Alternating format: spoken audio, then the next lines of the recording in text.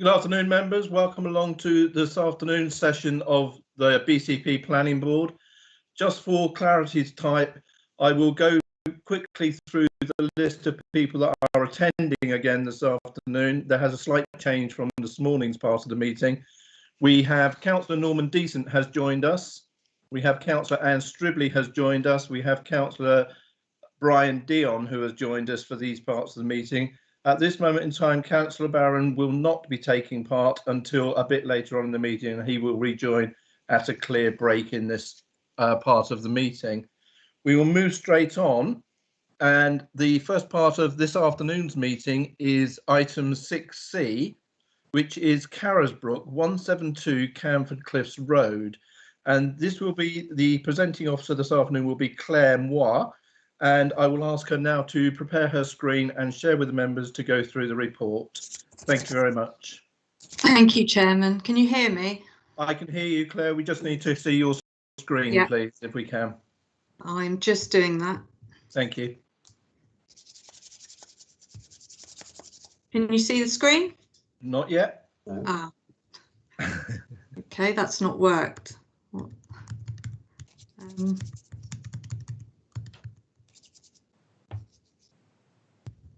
Let me have another look.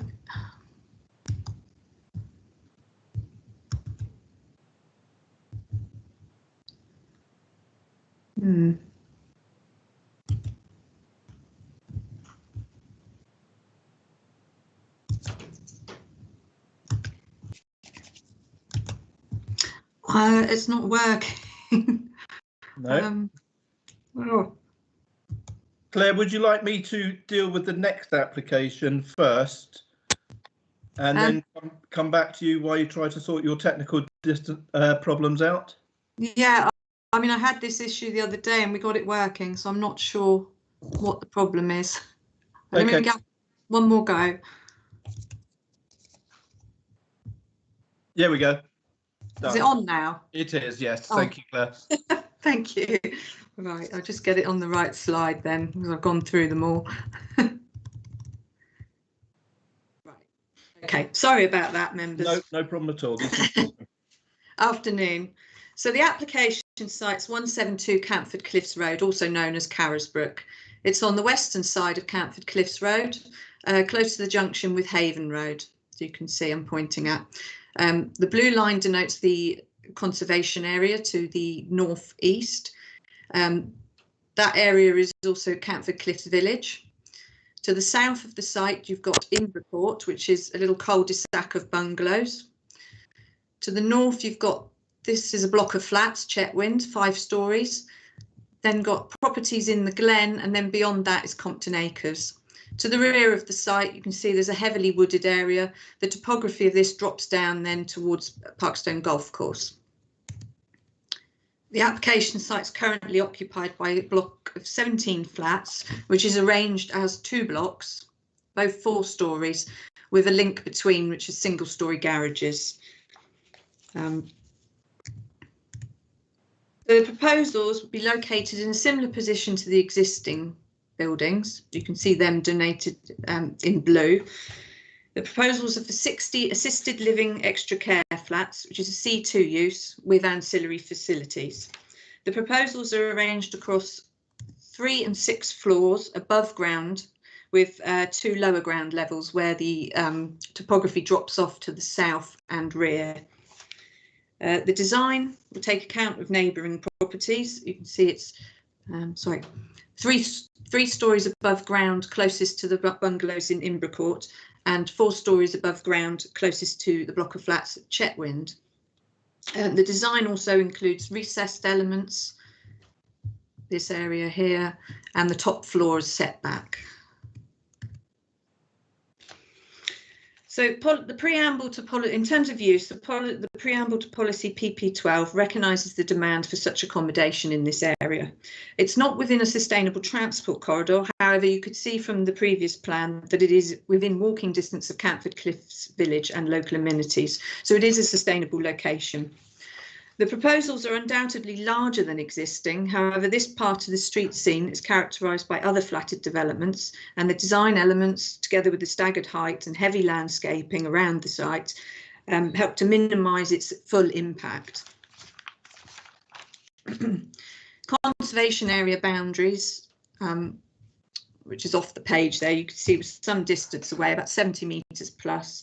The site would be viewed in the context of other flats, and views would be only glimpsed from the conservation area. So it's considered doesn't have a harmful impact on the setting of the conservation area. In terms of Compton Acres, which lies to the north of the site, the block of flats at Chetwynd sits between these sites, and the proposals would not introduce flatted development where it doesn't already exist.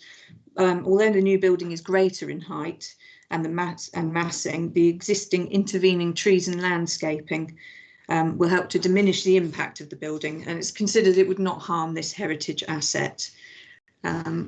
In terms of neighbours, you can see I've marked on the plan some of the distances to neighbours. It's considered the distances and intervening landscaping that the privacy and amenities of neighbours would not be harmed. Highways are happy that sufficient parking provision is met on the site. The existing access will be utilised. I'm showing you on the screen. There's basement parking. The application was accompanied by a comprehensive transport statement. And then in terms of trees and landscaping, you can see the site is heavily treed and landscaped. And as part of the proposals, the retention of all the landscaping trees was taken into account, and management proposed of those in the future. So those will be retained as part of the proposals. The recommendation is to approve with conditions, and these conditions include some restrictions in terms of age and personal care, so that the use is restricted to a C2 use. And that's the end of the presentation. Thank you. Thank you, Claire. Mr. Harrod, could I come to you now to please do the deputations? Thank you. Yes, thank you, Chairman. First of all, I have a deputation from an objector, Mark and Mina Beckett, who write, "We strongly urge councillors to refuse this application. One, local residents are not anti-development, but this clearly does not comply with the local plan, principally PP27 and PP29. It is currently and is entirely out of character with its surroundings and adjacent conservation area where there is nothing like as tall or massive. As photo 1 shows, at around 2.5 stories than the existing flats, it completely dwarfs everything around it. It will project through the tree canopy and be visible for miles around. Pre-application advice concludes the proposal would result in material harm to the street scene and the setting of the conservation area, and would likely result in material harm to neighbouring amenity, contrary to the adopted policy and the MPPF. The benefits associated with the scheme would be unlikely to outweigh the harm identified. These issues have not been addressed by the current plans, which are fundamentally unchanged. There are only 4 fewer flats, and the top 3 stories have been stepped inwards, but the visual, overlooking and overshadowing effects remain. 2. No drawings/visuals are provided of the rear elevation, showing its immense impact on the glen, which the officer's report dismisses as being some distance from the development. Photos 2 through 5 show how the glen's topography will lead to significant visual and privacy intrusions and loss of scarce winter morning sunlight. This excessive, overbearing commercial structure will dominate the skyline and overlook our principal rooms and garden, with a crushingly negative effect on family life. We are seriously considering moving and implore the committee to contemplate their reaction as if this was their own home. And 3. This busy commercial operation with the restaurant and large communal areas is in stark contrast to the current quiet residential property of 17 flats. The 47 parking spaces, including only 2 for staff, are entirely inadequate to meet the needs of residents, visitors and staff and accommodate delivery and service vehicles, such as doctors, district nurses or supermarket deliveries.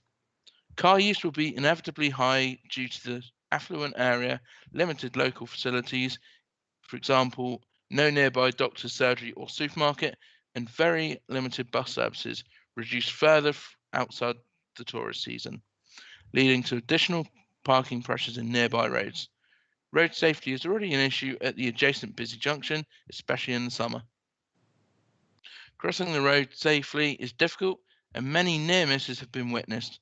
Adding 60 flats of elderly residents, visitors, commercial delivery and service vehicles with frequent movements in and out of the site and inadequate turning space to this mix is an accident waiting to happen. This proposal is excessive and inappropriate and sets a very dangerous precedent. Profit maximisation has been prioritised over local privacy, amenity and safety. Please refuse it to allow reasonable plans to be brought forward. Moving on, I've had another objector from Mr. Tom Wild with a statement on behalf of the Chetwynd Management Company. This statement is made on behalf of Chetwynd Management Company Limited and represents the views of residents of Chetwynd located north of the site. Residents have previously objected to the proposals individually and collectively and continue to hold significant concerns. Amendments have failed to address fundamental concerns with the design, which conflicts with the clear expectations of policies PP27 and PP29, requiring good design that reflects or enhances local patterns of development and requiring tall buildings to make a positive contribution to the townscape, respect key views, represent good architecture and use of materials, and create an attractive environment.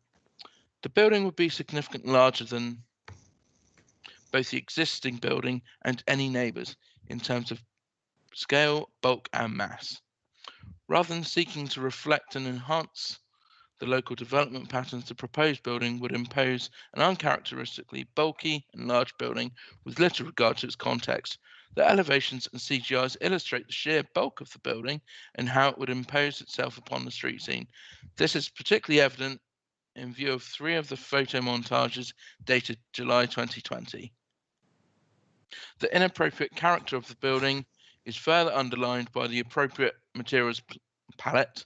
The palette relies heavily on cladding panels, which will lend the building a bland commercial appearance at odds with the sylvan setting of the site and establish local character.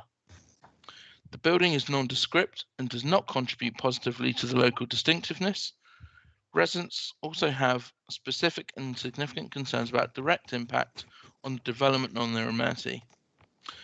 The scheme incorporates a large restaurant, terrace and commercial kitchen adjacent to Chetwynd.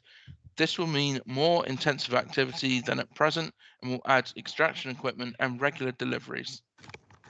The applicant has provided minimal information in respect of the extraction, and the case officer's report has failed to consider these real concerns in detail, effectively brushing them aside.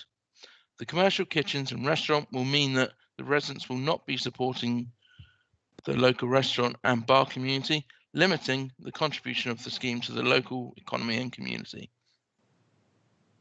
Residents also remain concerned about the access arrangements which require vehicles to make a sharp turn when entering the site. That is at best inconvenient and at worst would cause conflict with other road users. The development will also intensify the use of the access, which is located close to a busy junction, also increasing the level of commercial traffic likely to be entering the site. Councillors on this committee have been elected to represent their constituents, who in this case object to the proposed development. We request the council members of this board to take into consideration the significant concerns of their constituents and refuse this application. So moving on to those in support.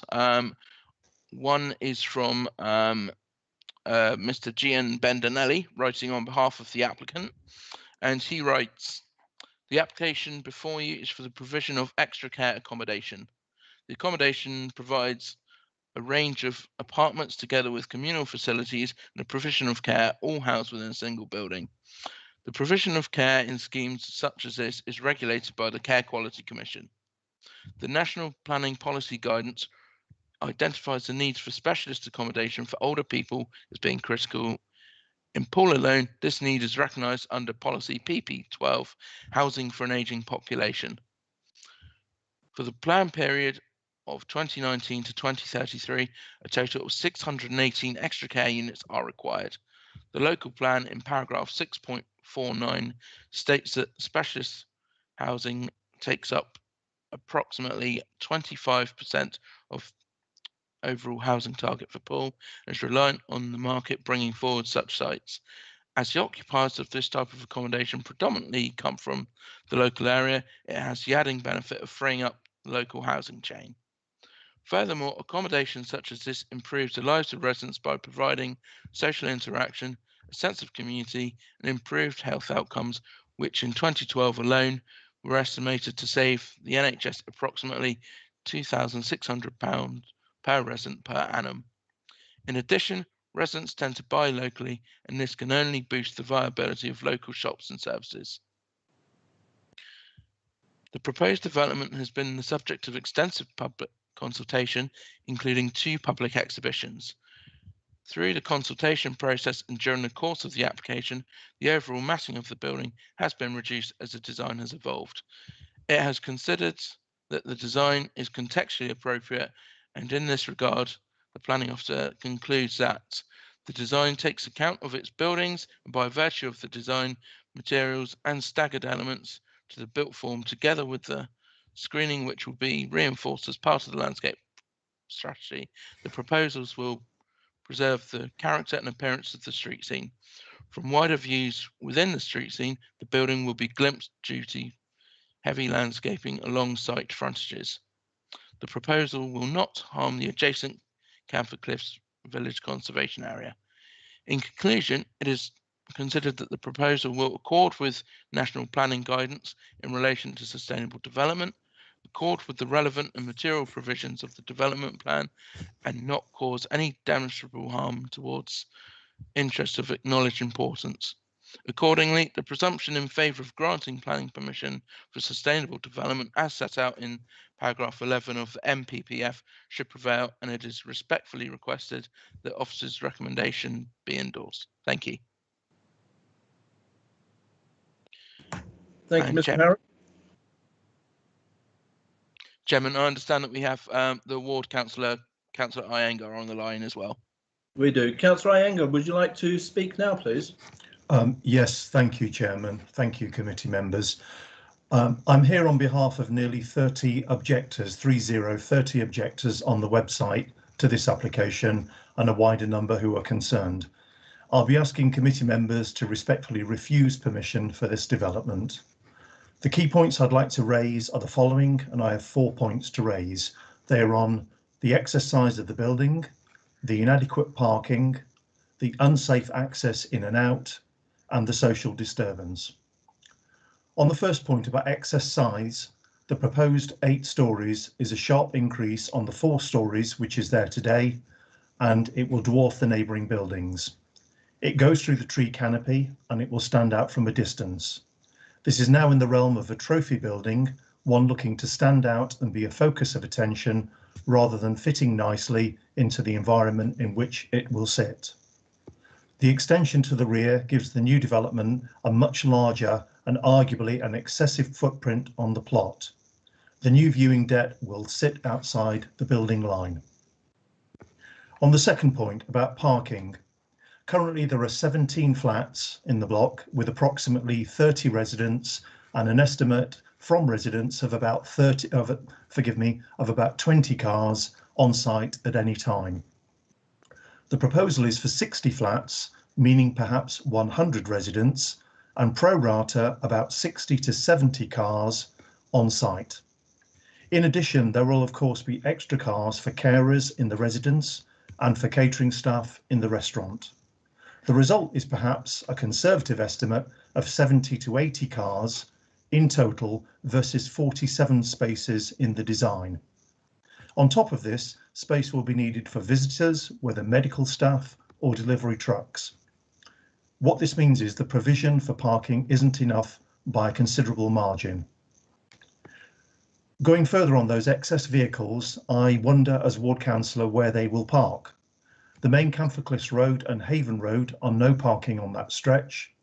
We'll be having vehicles manoeuvring in and out because they cannot find a space on the site, and then cruising the local roads looking for a free space. Given that we've had other applications approved in this area, notably at Compton Acres, with insufficient parking provision, I can vouch to the committee the road spaces are already very well taken by their overflow, and there is no free flow parking spaces left. On the third point about access, this is a busy stretch of Camford Cliffs Road. The roundabout is adjacent, but it's a major thoroughfare with cars approaching and leaving the roundabout at speed. Cars leaving the site have an obscured view of traffic coming from the right off the roundabout because of the wall at the front border and the way the road curves. I drove out of the property myself very recently and it's still as hair-raising as ever. Traffic is often accelerating away from the roundabout, increasing the risk to anyone making an exit. As such, then, it's concerning that no improvements are proposed for cars exiting or entering the site. And now, with a larger development proposed and many more cars driven, potentially by the more elderly residents, without any investment in better safety, this design, I believe, is unacceptable. On the fourth point, finally, about social disturbance, the proposal features a restaurant at the back of the property with open-air seating akin to a hotel or restaurant terrace. It is likely the venue will be used for, COVID permitting, of course, social events and celebrations. As such, it changes permanently the character of the area away from quiet residential. It will bring noise disturbance to residents in the homes adjacent who will be now living next to an events hub. In summary, Chairman and members, the residents who have lobbied with me on this are not anti-development. They are used to investment in the area, but it's this particular proposal that has generated the concern. Once again, it's the height and the footprint, the car parking provision, the open air restaurant and the change of character that it implies. As such, I respectfully ask committee members to give weight to these considerations and refuse permission for this proposal. Thank you, Chairman. Thank you, Councillor Anger. Sorry, Claire, could I come back to you and ask you for any comments you have on what you have heard? Could I ask you to pay particular attention to what is being classified by objectors as the restaurant, so that members are aware of what exactly the use of that facility is, please?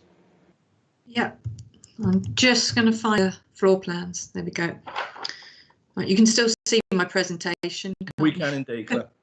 Right, so this is the restaurant here. It is for use by residents only. It is ancillary to the use of the site. Sorry, what can I just ask what else you wanted clarified? It was just a clarification. I mean, this is being touted as a restaurant, and it would sound like people are expecting it to be open to all members of the public. No. As Lock Fine opposite, and I just want you to reiterate that that is not the case. No, that is not the case. As with extra care facilities, as far as I'm aware, they more often than not will have restaurant facilities within them for use by the residents. So it's fairly self-contained, but it means that residents that perhaps don't prepare their own meals can go and have their meals prepared. But we've also put a condition on to ensure that's the case, but it is ancillary to the use. It is not for the public to come to. Thank you, Claire. I appreciate that clarity. Okay, members, I will come across to you now. If there is anyone wishing to speak, please raise your hands and I will come to you in turn. Thank you. I am seeing nobody wishing to speak at this moment in time.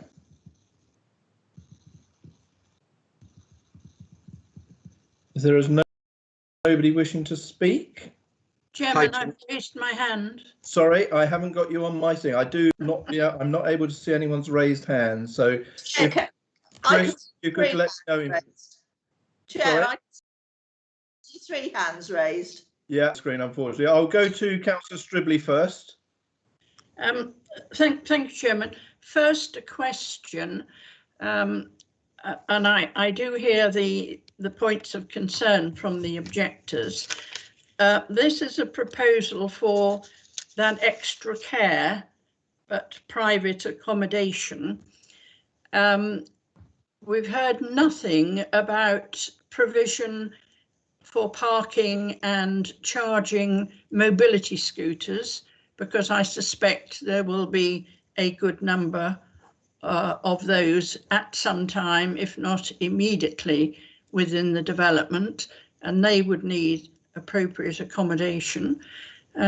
I can't say I'm over enamoured with the current proposals, but there is a similar development in Lindsay Road, which does provide a restaurant for its residents, etc., etc. And anybody passing by wouldn't know. It's probably about the quietest building that I'm aware of in the area. So I don't have concerns about noise or disturbance to neighbours, but I do have a concern. I never think there's enough parking in any development, but I do have a concern that in such a development as this, there should be appropriate facilities for electric scooters and electric vehicles. Thank you. Thank you, Councillor Stribley. Claire, respond on that.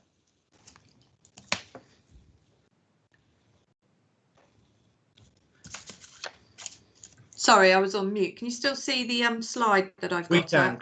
Thank you. Yeah, so I'm just pointing the arrow where that is a mobility scooter store area there, and that's on the ground floor level. Thank you. Okay, thank you for that, Chairman. Thank you. Councillor Hilliard, please. Thank you, Chair. The report mentions there's been a lot of pre-application discussions between the applicant and the officers. Could the officer just add some flavour about how those types of pre-apps have shaped the development to address neighbour amenities of loss of life, loss of light, privacy, and bulk and mass, please? Thanks. Over to Claire. Yes, I wasn't involved in the pre-application discussions, but obviously I have the documents available to me, and I have looked at them in making my recommendation. The proposals were reduced in actually. If you turn to the second page of my report, I do actually refer to the pre-application engagement. The height was reduced. I'm just finding.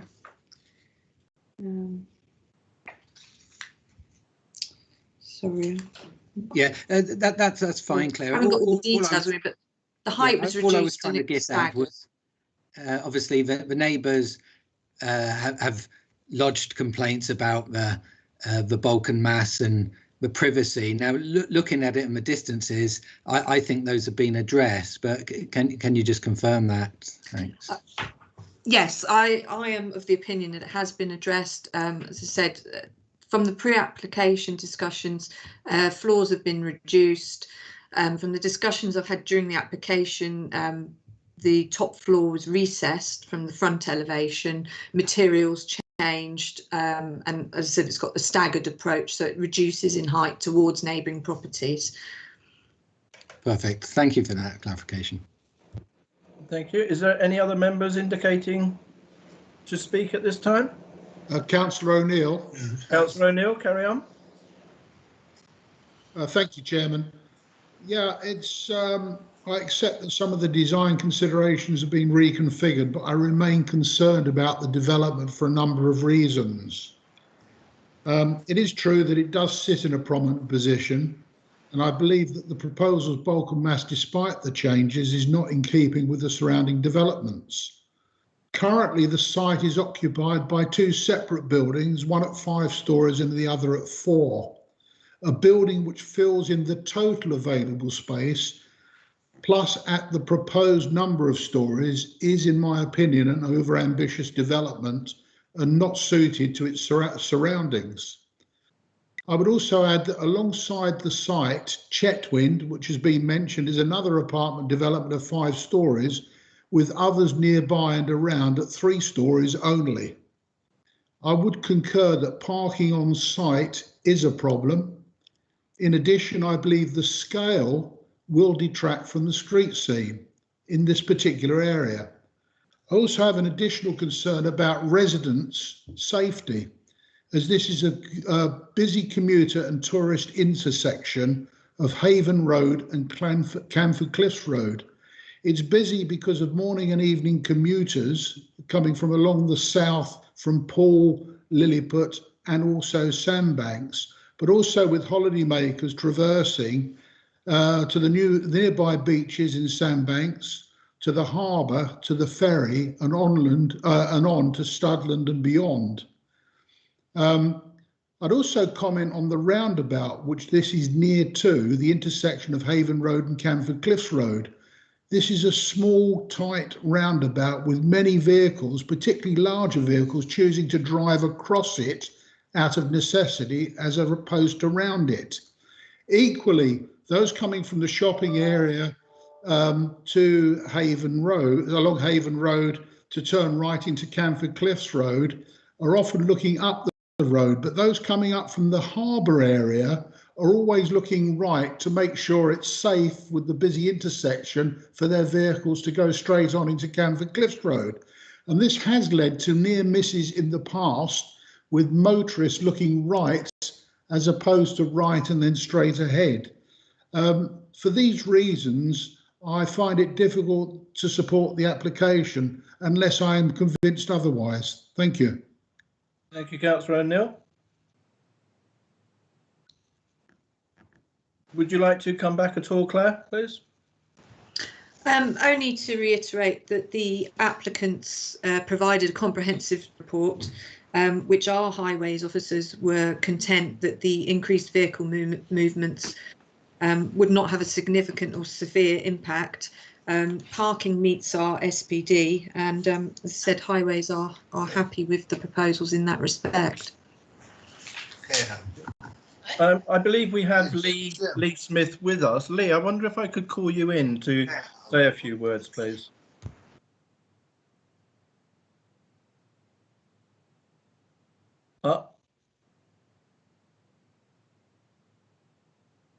Do we have someone to replace Lee? I believe he's off sick at the moment.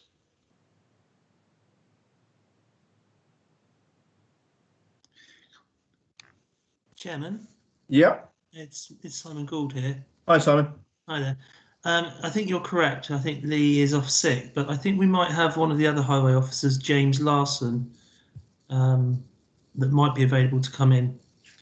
Yeah, if he's available.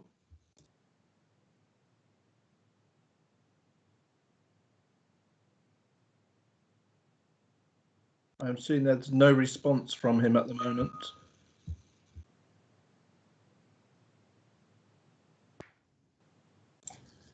Chairman, it's Mr. Gould again. Yep. I think we're just trying to contact him because I think this request has come at short notice, so he might not have been on the call, but we're just looking to bring him in. Okay, thank you. Chairman, while we're waiting, could Councillor O'Neill make a further comment, please? He can indeed, Councillor O'Neill. Carry on. Thank you, Chairman. Yeah, I'd just add this is not just about the traffic and the traffic movements, traffic flow. This is also about numerous residents' capacity or physical capability to cross that road effectively at what is a busy and very busy intersection. Thank you. Thank you. Members, I've been asked by Councillor Iyengar if he could possibly have another couple of words. Is there anyone that is against that being allowed?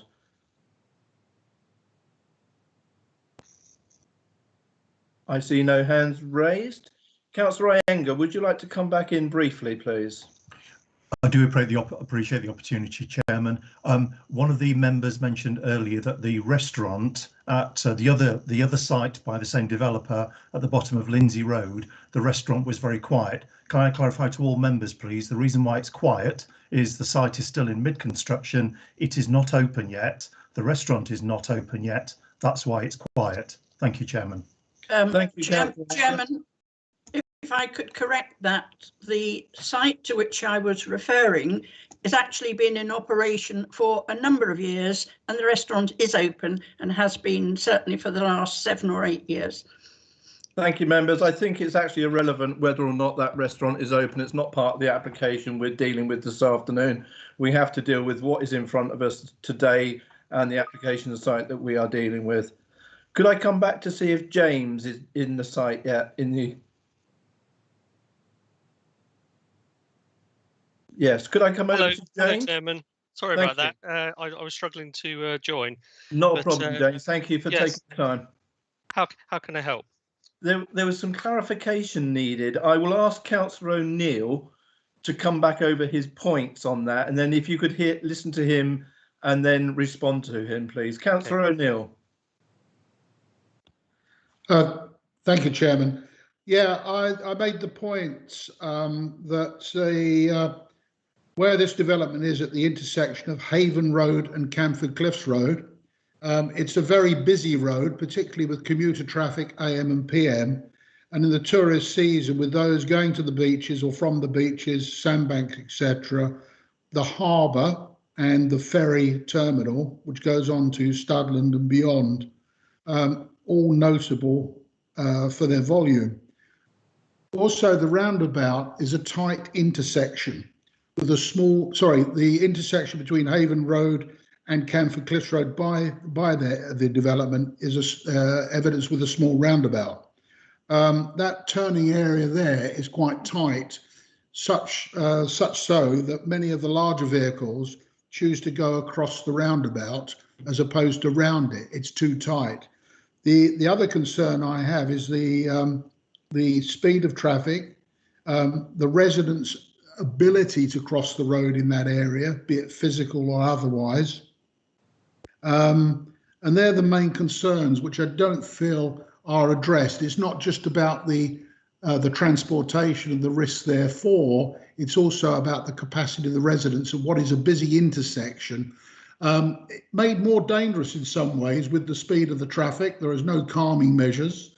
And if you come through the shops at Haven Road to turn right, that's not too bad because people turn right and tend to look up the road. But those coming up Haven Road from the harbour end to turn right into the shopping area and onwards towards Westbourne are often doing so and looking what could be the wrong way for foot traffic.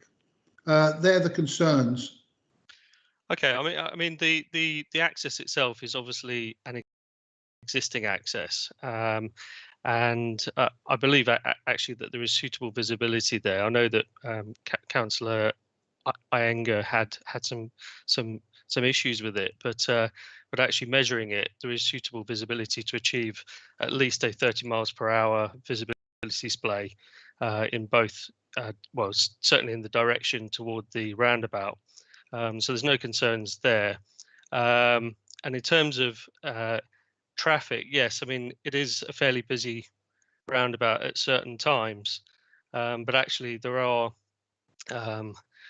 this actually works in favour of the development because vehicles are actually at a point where they are slowing on approach to the roundabout and actually then accelerating away from the roundabout.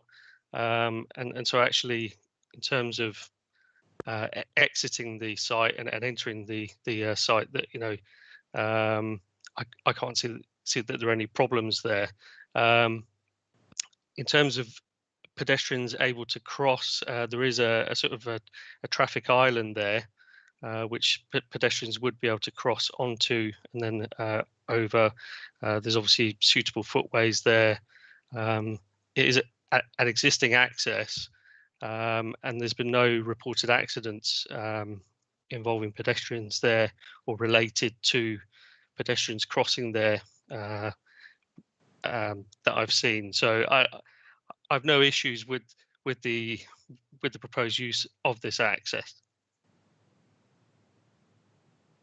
Councillor O'Neill. The transportation officer has made his assessment. I'm not persuaded, particularly with the number of dwellings or the 60 extra care flats that are to go there, the likely occupation, increased foot traffic, increased vehicle into and off of the site. I'm not sure what he means about the traffic island. There is a small roundabout, but if you stand on that, the likelihood is you'll get run over by one of the trucks that try to traverse it. Okay, thank you, Councillor O'Neill.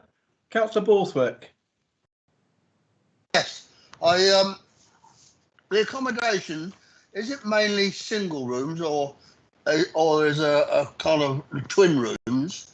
And I think people of this age, that if there is much extra care going on, I don't know how much extra care is going on, that is indicated, but I do feel that somewhere along the line, the accommodation, we're not getting a clear view of what the accommodation actually is. And at that age, you wouldn't be driving, you know, most people, if they're single people, who have an extra care. So I wonder if someone could give us an idea of what the usage is in the actual accommodation for each person. Thank you, Councillor Borthwick. Claire, could you answer that, please? Yes, there's a lot of floor plans, but if I flick through them, you can see the blue ones, the blue rooms are 2-bed. Oh, wow. Right, and the sort of purpley colour are 1-bed. So I don't know if that helps. Yeah. Oh, yeah. That's yeah. I didn't realise there were so many twin rooms there, which keeps up the accommodation number. And the extra care. How much extra care goes on there? It's mentioned in the brochure. Extra care. Yeah. So there's a condition relating to that. I'm just finding it.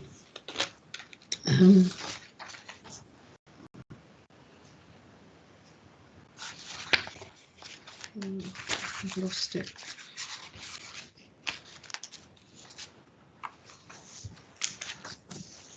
Apologies, I can't find my notes on that. Not a problem, Claire.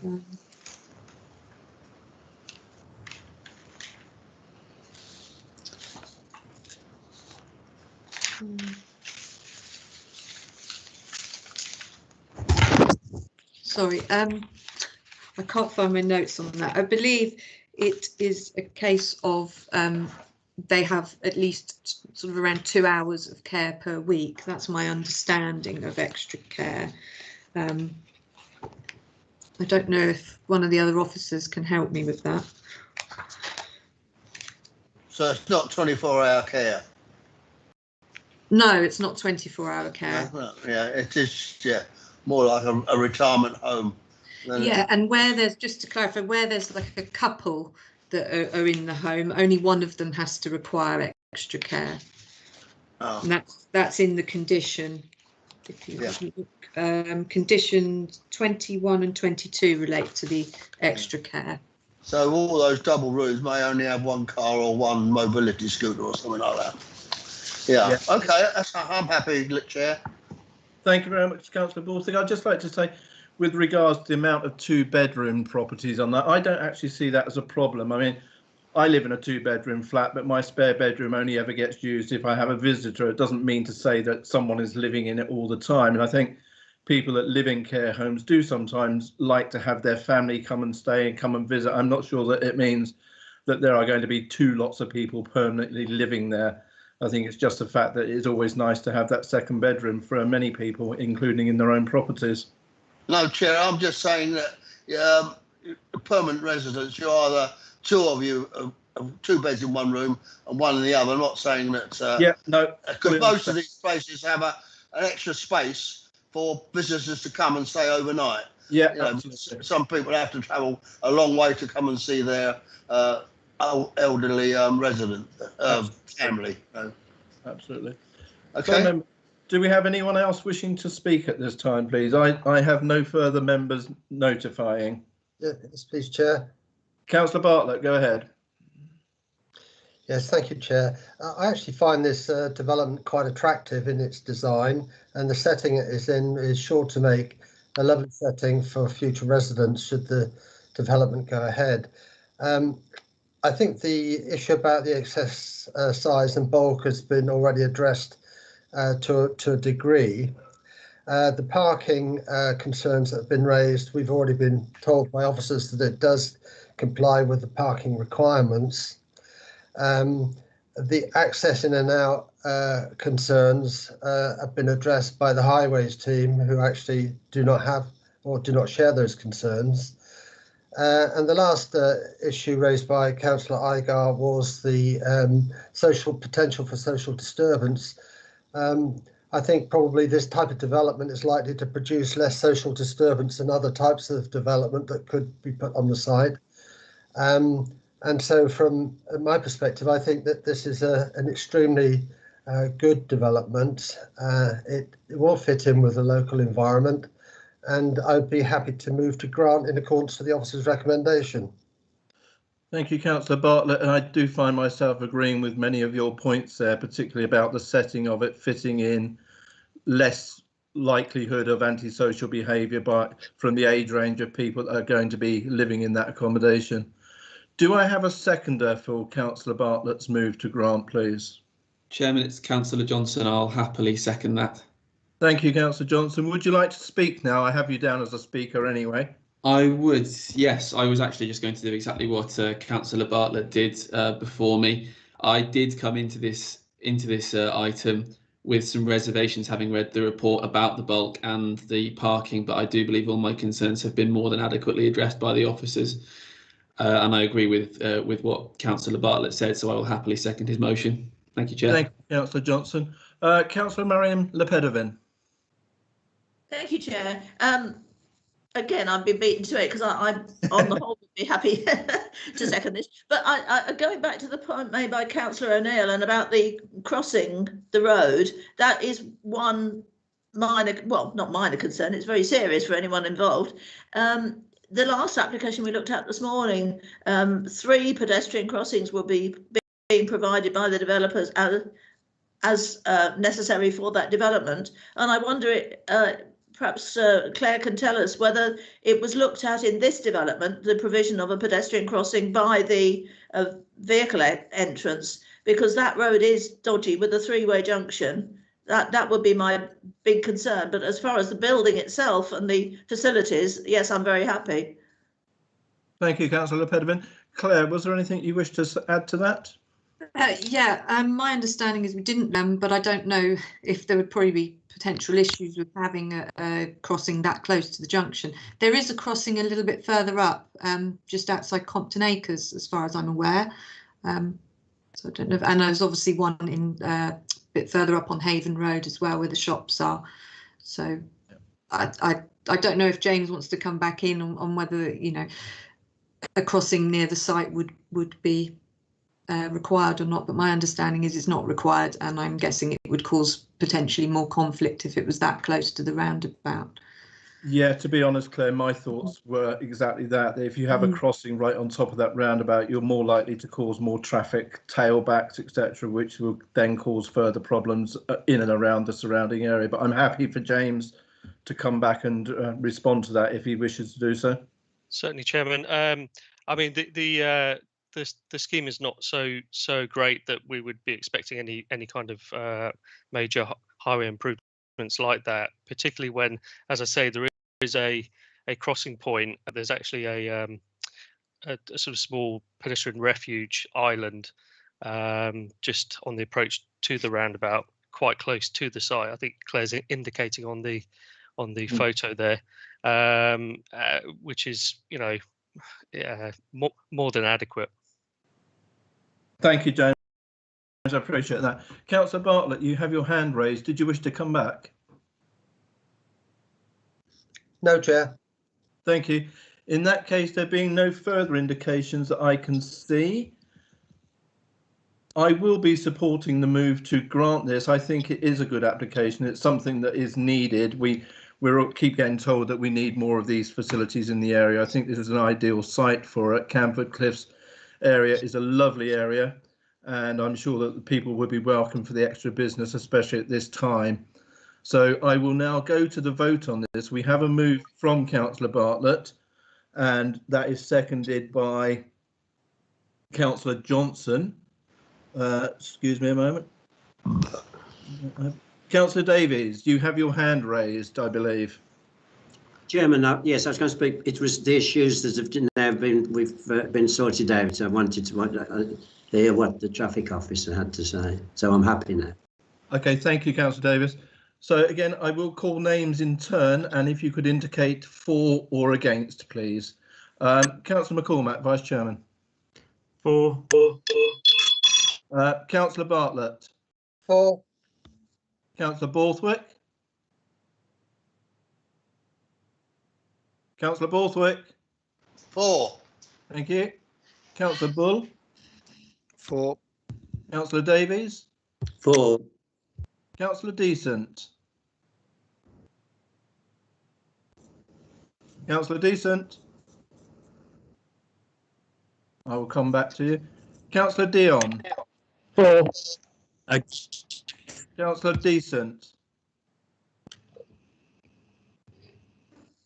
4. Thank you. Councillor Hall. 4. Councillor Hilliard. 4. Councillor Johnson. 4. Councillor Lepedevin. 4. And Councillor O'Neill. I'm not being convinced against. Thank you. And Councillor Stribley. 4. Thank you. And myself also 4. Mr. Harrod, could I have the numbers, please? Yes, thank you, Chairman. I've got 13 for and 1 against, and Councillor Barron isn't with us, so he has not taken part. Thank you very much, Mr. Harris. Therefore, that application is granted. Thank you for everyone taking part in that. Thank you, James, for stepping in at the last moment. I appreciate that greatly. Thank you. So, members, we will now move on to the next application with us this afternoon, and that being 6D, which is Joseph Steps West, Undercliff Promenade. And this is being dealt with, I believe, by Jocelyn or Mr. Gould. Thank you, Chairman. I'll be picking this one up. Thank you. Good afternoon, members. So the next item on today's agenda is item 6D, as the Chairman just said, which is the site known as Joseph Steps, which is located at the West Undercliff Promenade in Bournemouth. I'll run through the application presentation shortly. You can see what the description of the development is on the screen, and obviously it's in your reports. It is for alterations, extensions to the existing building to provide new lifeguard facilities, which include boat storage, training and meeting rooms, viewing balcony, and associated installation of photovoltaic cells and erection of pole-mounted turbines and flagpole. Okay, just by way of context, the site is there in the middle of that red circle. And if I go back out, just by way of context, we've got Bournemouth Pier just to the east by a few hundred yards. And members will recall at the last committee, you looked at an application which is just a few hundred metres to the west of this site, roughly about there, adjacent to the Harvester pub, which was known as the Durley Chine Depot. Part of that application displaced the then lifeguard storage facilities, which obviously come back under this application. Just moving in a bit closer by way of location plan, I've referenced the fact we've got Bournemouth Pier off to the east. Immediately behind the site, obviously rising up through the cliff, you've got the zigzag, and this is the site down here. Aerial photograph. This is the building here. And then coming down onto the promenade level, you can see the building there, which at the moment comprises storage facilities on the ground floor and a run of disused beach huts at first floor level. Moving on to the plans, so we've got existing plans. Again, looking at the floor area, you can see that they're used as storage and there's a workshop. And then up above, we've got those disused beach huts. This is the proposed front elevation. We can see the viewing balcony that has been referenced in the report. We can see that the ground floor will be used mainly for storage. And then looking at the proposed ground floor, again, we can see that the majority of the ground floor is given over to storage, although there are some changing room facilities there and there's a reception. And then moving up to first floor, we have the training and meeting rooms and ancillary kitchen areas, some smaller storage areas and toilets. And then we've got the viewing balcony, obviously looking out over the beach. These are the side elevations, and these are quite useful because they show where the additional bulk and massing is being added to the building. You can see that the darker grey areas are the new additions. So you'll note there's a marginal increase in the height of the actual roof. We've got some solar panels on top of that. And then you can see that the building, there's additional bulk and mass at first floor level coming further forward towards the promenade. And at the back of there, you can see there's the retaining wall with the associated cliff big beyond. That's the proposed rear elevation and the roof plan. And then that bottom image gives you an idea of some of the other elements associated with the scheme. And then finally, we come back to what is the proposed front elevation. So as I've mentioned, members, the site's located on the promenade. It's close to the site of the Dirty-Chine Depot, as I've referenced, and it's a few hundred yards west of Bournemouth Pier. Currently used as a store by Seafront Services on the ground floor, and then we've got some disused beach huts at the first floor. At present, I think it's fair to say the site is underutilised and arguably detracts from the visual amenities of the locality, or certainly the seafront. The proposals entail extensions to provide a new base for the Bournemouth Lifeguard Corp. The facility will provide, as I've mentioned, storage, changing facilities at ground floor, and then kitchen, additional storage, training, meeting and operations rooms at first floor level, including a large viewing balcony. The footprint of the building remains the same. The extensions are focused at first floor level, where at present the first floor is set significantly back from the ground floor. The proposals will bring the first floor further forward, but retaining a meaningful setback. There is a small 2-metre increase in height. Chairman, your officer's report identifies a number of issues associated with the development. In summary, it's felt that the scale and design of the proposed works are sensitive to this prominent seafront location and will remain subservient to the cliff, which will serve as a backdrop to the building. Chairman, members will recall hearing the application at Dirty-Chine earlier this month, and that application raised a number of similar issues in relation to impact on ecology, cliff stability and risk from flood.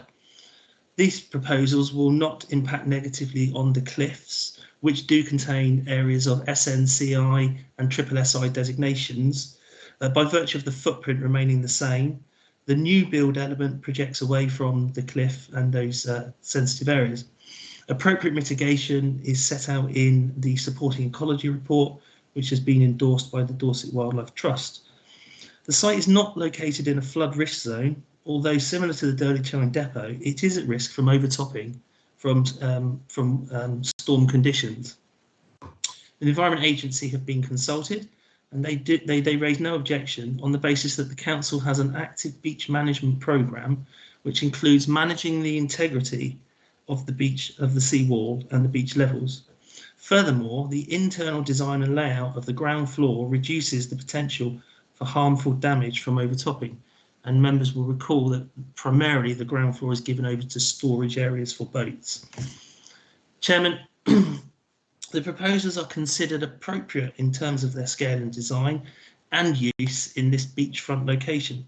The proposals will provide a fit-for-purpose community facility in the right location, and in this regard, officers consider the proposals acceptable and a positive addition to the seafront. Proposals are therefore put forward with a recommendation to grant. Thank you, Chairman. Thank you, Mr. Gould. Mr. Harrow, do we have any deputations, please? Yes, thank you, Chairman. We have two deputations from those in support, none from objectors, and I haven't received notification from any ward councillor either. So moving on to the first in support is from Mr. John Humphreys, who's speaking on behalf of the Bournemouth Lifeguard Corps, and he writes, the redevelopment of Joseph Step facility provides a once-in-a-lifetime opportunity for the club to create a multifunctional hub of activity that will not only benefit the club, but also the surrounding area. Once complete, the facility will provide a world-class venue for open water competitions and events, local, national and international. This will in turn generate income for the surrounding economy in hotels, tourism and other industries, with the potential influx of people related to these events enhancing the greater community. The club itself already has connections with life-saving bodies and can advertise the facility as a prime location. The interest can only grow with the increasing word of mouth and more networking with other societies. Alongside this, the space available inside can be used for hosting businesses or other organisations that wish for a space to conduct meetings or community outreach projects. We already host another group, Zoom Triathlon Club, of who have a very positive relationship, and we do not have a facility of their own. Again, this has had a multiplier effect on the surrounding community and economy, as well as giving the club a professional space to conduct training of future lifeguards that often go on to patrol the local beaches during the summer season. Other clubs and societies less fortunate will then also have a space to complete training as they would otherwise have been able to complete. On a greener note, the club want to install solar panels onto the roof of the new facility alongside 2 smaller wind turbines. These will allow the club to produce a large portion of the energy required to run the facility. The club feel that this will have a positive social reaction, with emissions and climate change being very topical in today's society. Furthermore, the development will have a positive aesthetic effect. The current building in place at Joseph Sept is an eyesore on a beachfront, and we feel that Bournemouth Beach can only benefit from a more appealing building when tourists visit. Overall, the club perceive this development as a positive change for both club and community in social, economic and environmental factors. Okay, and the other one is from a supporter, Mr. Peter Lawrence, and he writes, as chairman of Surf Life Saving Club UK, is a charity dedicated to saving lives and water safety education. I have a good overview of the 70 or so clubs and centres around the UK that train our 10,000 members annually to stay safe in the ocean, and when called to do so, step up and save a life. There are only a few surf life-saving clubs in the UK, with the potential that Bournemouth Surf Life-Saving Club has, and this new facility will enable that potential to be realised and the club to be the best it can be. Bournemouth Surf Life-Saving Club has the ability to reach into a vast local community and deliver beach safety education to both young and old alike. This facility will provide the environment for the club to grow, train future lifeguards and build a greater sense of community whilst delivering essential life-saving services. BCP Council has the opportunity to influence the safer operation of its world-class beaches and bring enjoyment to hundreds of young people over the years to come. I truly hope that you're able to support such a worthy cause. Thank you, Mr. Harrod. We have no ward councillors. I will now go over to members to kick off this debate, but with their permission, I'm quite happy to kick this one off myself. I think this is a very good application. I like the design of the building, the fact that it is not going to be encroaching any further into the cliff fronts, the use of the solar panels and the wind turbines, I think is excellent news. But more than that, even I think it is really about time that building was updated, and the use that it will be put to is going to be so beneficial for the local area, for the tourists and for the lifeguard corps, who do an amazing job of making sure that members of the public are safe on all of our beaches down here. And I think we really need to keep this going. I will be fully supporting this recommendation on this one. Councillor Stribley. Thank you, Chairman. I too am happy to see this application and what looks like a huge improvement on the building and the view along that important section of the beachfront. Just a question really, because I'm not personally familiar with the Bournemouth lifeguards. We heard the RNLI had been displaced from the previous location, or was that just the Bournemouth lifeguards? Because as long as during summer months there is lifeguard attendance there, then I'm very happy with the application. I think buildings in this area, of course, should have as wide a possible community use, and I can't think of anything more appropriate of our beaches than ensuring the safety of swimmers and anybody else on the water in the vicinity. So it has my support as well, Chairman. Thank you. Thank you, Councillor Stribley. Mr. Gould, I don't know if you could answer that with regards to the RNLI. I know that they have their permanent stations all the way along the seafront, but not sure if they have their own premises at this moment in time. Thank you, Chairman. No, it's my understanding that this facility will put back, obviously in an enhanced form, what's being lost on the Durley Chine depot site. Okay, Excellent. Thank you for that. Councillor McCormack. Yes, thank you, Chair. With all the statements that both yourself and Councillor Stribley made over this, I think it's brilliant. I think it's been designed very well. The wind turbines and the solar panels are a good addition as well. The only comment I would like to make is it does feel like a little bit that the roof is on backwards, slanting back towards the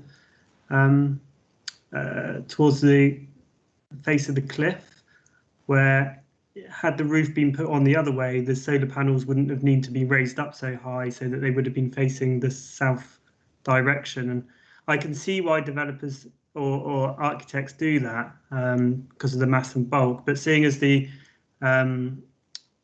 solar panels are going on anyway, it kind of makes a little bit more sense for the roof to be around the other way.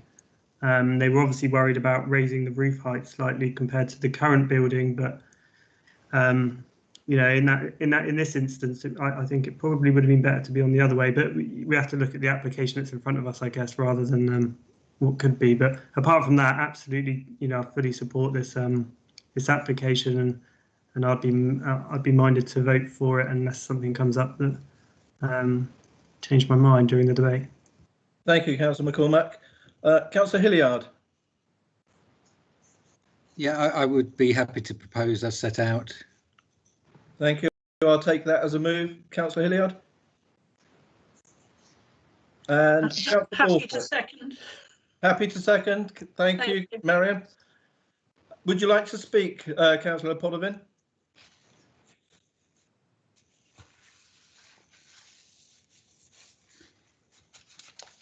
Councillor Lepedovin? That was Councillor Stribley that spoke, not me. Oh, sorry, I'm mistaken. Councillor Borthwick. I know we've only got two females on here, but you know, it shouldn't be impossible to distinguish. I have the great pleasure as Mayor of going down to their Boxing Day event for the Bournemouth lifeguards, and I was overwhelmed by the enthusiasm of this club, all voluntary, and they've been going for 50 years.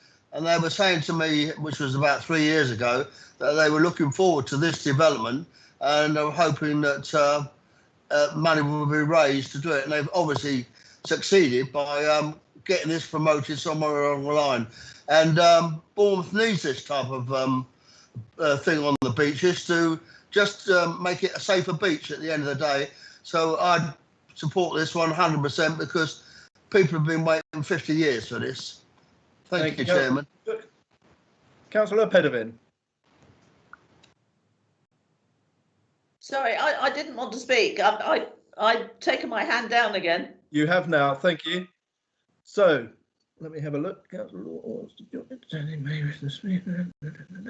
Okay, so we have a move by Councillor.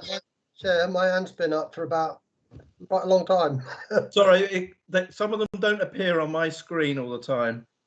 So I have you now, Councillor Bartlett. Okay, I'm not sure if we had a seconder yet, but we did. I think it was Councillor Stribley. Oh, okay. But, you know, this is nothing but good news for the town. It's good news for visitors. It's good news for the life-saving community and the facilities that they can operate in. It looks really nice. It will improve visual amenity no end. And it actually will do our tourism a lot of good because it goes and complements a lot of the other modernisation developments that we've had along the seafront. And this will complement very nice development down at Early Chine too. So overall, it really is good news for everybody. Thank you, Councillor Bartlett. I totally agree with what you've said. Okay, we have no one else. Councillor McCormack. Sorry, Chair. I just put my hand back down. Usually it cancels it out when I speak, but for that reason, for some reason, it didn't this time. Thank you very much. So we have a move on the table to grant this application, and that move has been duly seconded. I will go through the usual process of calling names, and if you can answer for or against, that would be really help. So for myself, that is for. Councillor McCormack.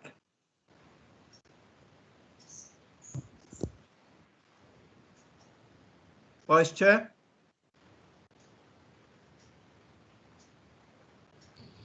Cannot hear you. Councillor Bartlett? For. Councillor Borthwick? For. Councillor Bull? For. Councillor Davies? For. Councillor Decent? For. Councillor Dion?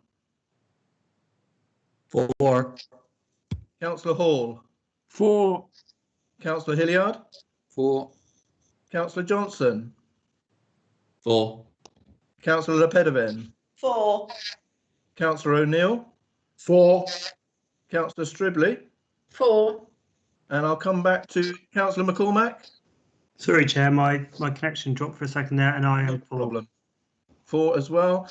That therefore is unanimous for all members present, so that application is granted. Thank you everyone for your comments, and I wish the lifeguards all the best in their new venture and hope they continue to keep the town safe. Thank you very much.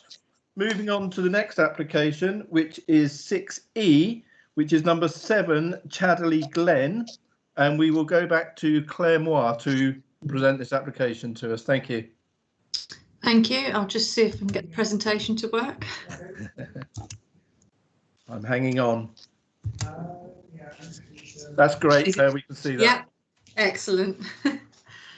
Right, so the application site is 7 Chadderley Glen. It sits on the upper side of Chadderley Glen. Just find my arrow, here we go. So that's Chadderley Glen going around there. To the northwest is a block of flats, Havenhurst. That's a 4-storey block of flats. And then to the southeast are a row of houses, but they're between 3 and 4 stories in height. To the rear here, you've got, well, sorry, to the front, this is the front off a private road. You've got St Anne's, and then obviously views down to the harbour there. So the site is currently occupied by a chalet style bungalow. The front is onto the private road off Chadderley Glen, which I'm showing you here, and then the rear, taking advantage of the harbour views, is on this part of Chadderley Glen. There's access, vehicle access, both to the front and rear. Show you. So the site currently has approval, if you look at the bottom plan on your screen, for a 4-storey block of 5 flats. These proposals are for essentially amendments, but it is a new scheme to add an additional floor and create 8 flats. You can see that the proposal won't be significantly higher than that previously approved, although the ground level has been sunk. However, this will be partly screened because there's significant landscaping along the front there. The proposals will sit between Havenhurst, the block of flats, and the house at number 5, and you can see that there's a nice transition between the properties. So other than the additional storey and the increase in number of flats, the other alterations to the property include slight increase to the rear. So this blue line here is the approval, and you can see that the proposal comes out just a bit further than that. This area is the terrace at lower ground. So what we're looking at is this element here with the balconies as the additional massing to the rear. So the proposals are of a contemporary design like the previous approval. Access will be from the private road to the front and from a basement parking area to the rear as per the approval that was previously established on that.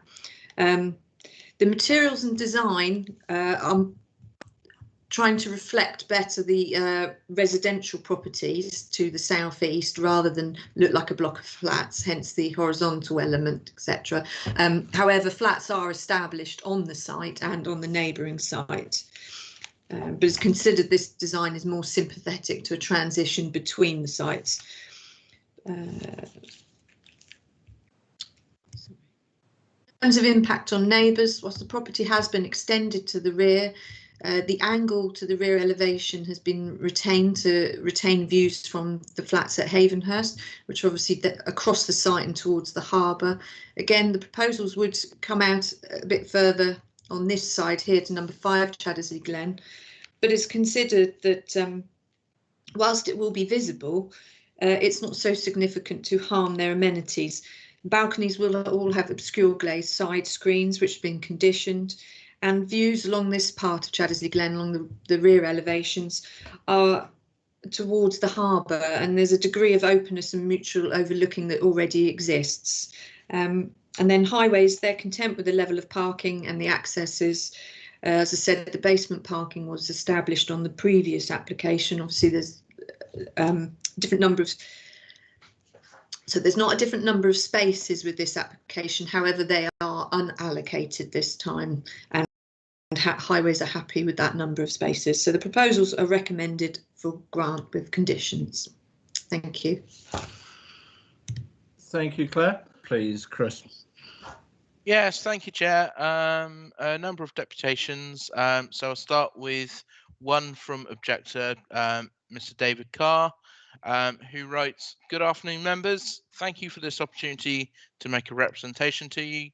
I live at number 5 Chaddesley Glen. We are very disappointed that the officer's recommendation is one of approval. Despite the revisions made, this proposal would have a severe impact. We wish to object in the strongest terms. We have sent you a letter to explain this in detail. Our reasons for objection is below. An unacceptable impact on our residential amenity arising from an overbearing impact and potential for overlooking and loss of privacy. An unacceptable visual impact arising from increased bulk and forward projection, harming the character and appearance of the area, loss of a tree and insufficient landscaping, lack of off-street parking. We do not agree with the officer's comment that the current proposal is similar to the 2018 permission for 5 flats. This is for 8 flats, an additional story with increased forward projection and a significant increase in size by over a third in area from the previous application in 2018. This is a sensitive area within shoreline character area number 6, Sandbanks, Peninsula, Luscombe Valley and Evening Hill, as well as in the coastal zone and alongside a conservation area. This is an area where an appeal inspector as well as the council's conservation area have in the past both advised in dealing with planning applications, whether in a conservation area or just outside, the council must take special care in considering the effect the development will have on the character and appearance of the area, taking into account views into or out of the area. In this case, the character of the area is of buildings with landscaping between, a wooded backdrop to Poole Harbour. No meaningful landscape is proposed in this case, nor is there landscaping space. We are very concerned that the development proposed projects forward of my property in comparison with the permitted scheme moving closer to the boundary to within 450 millimetres, looming above our amenity space.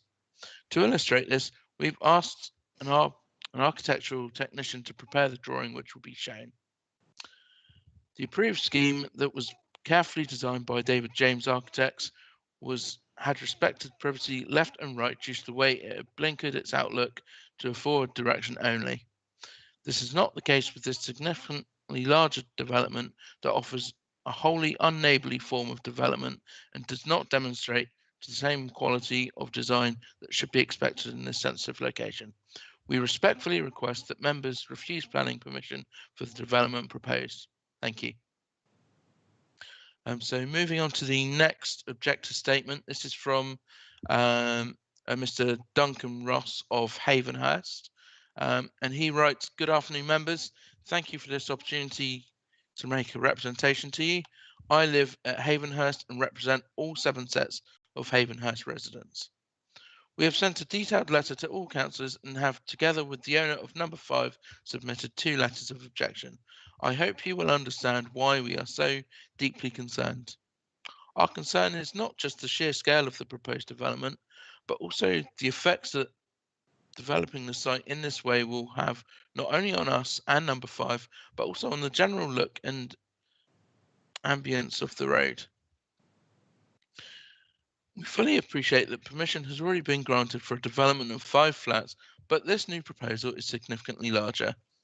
I hope you will agree that by bringing the proposed building line so far forward, even further forward than the existing permission, represents a major overdevelopment of the site.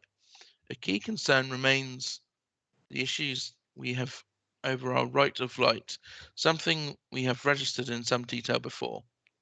The light to the kitchens and bedrooms of flats 2, 4, 6 and 7, the penthouse, will be significantly compromised by the development.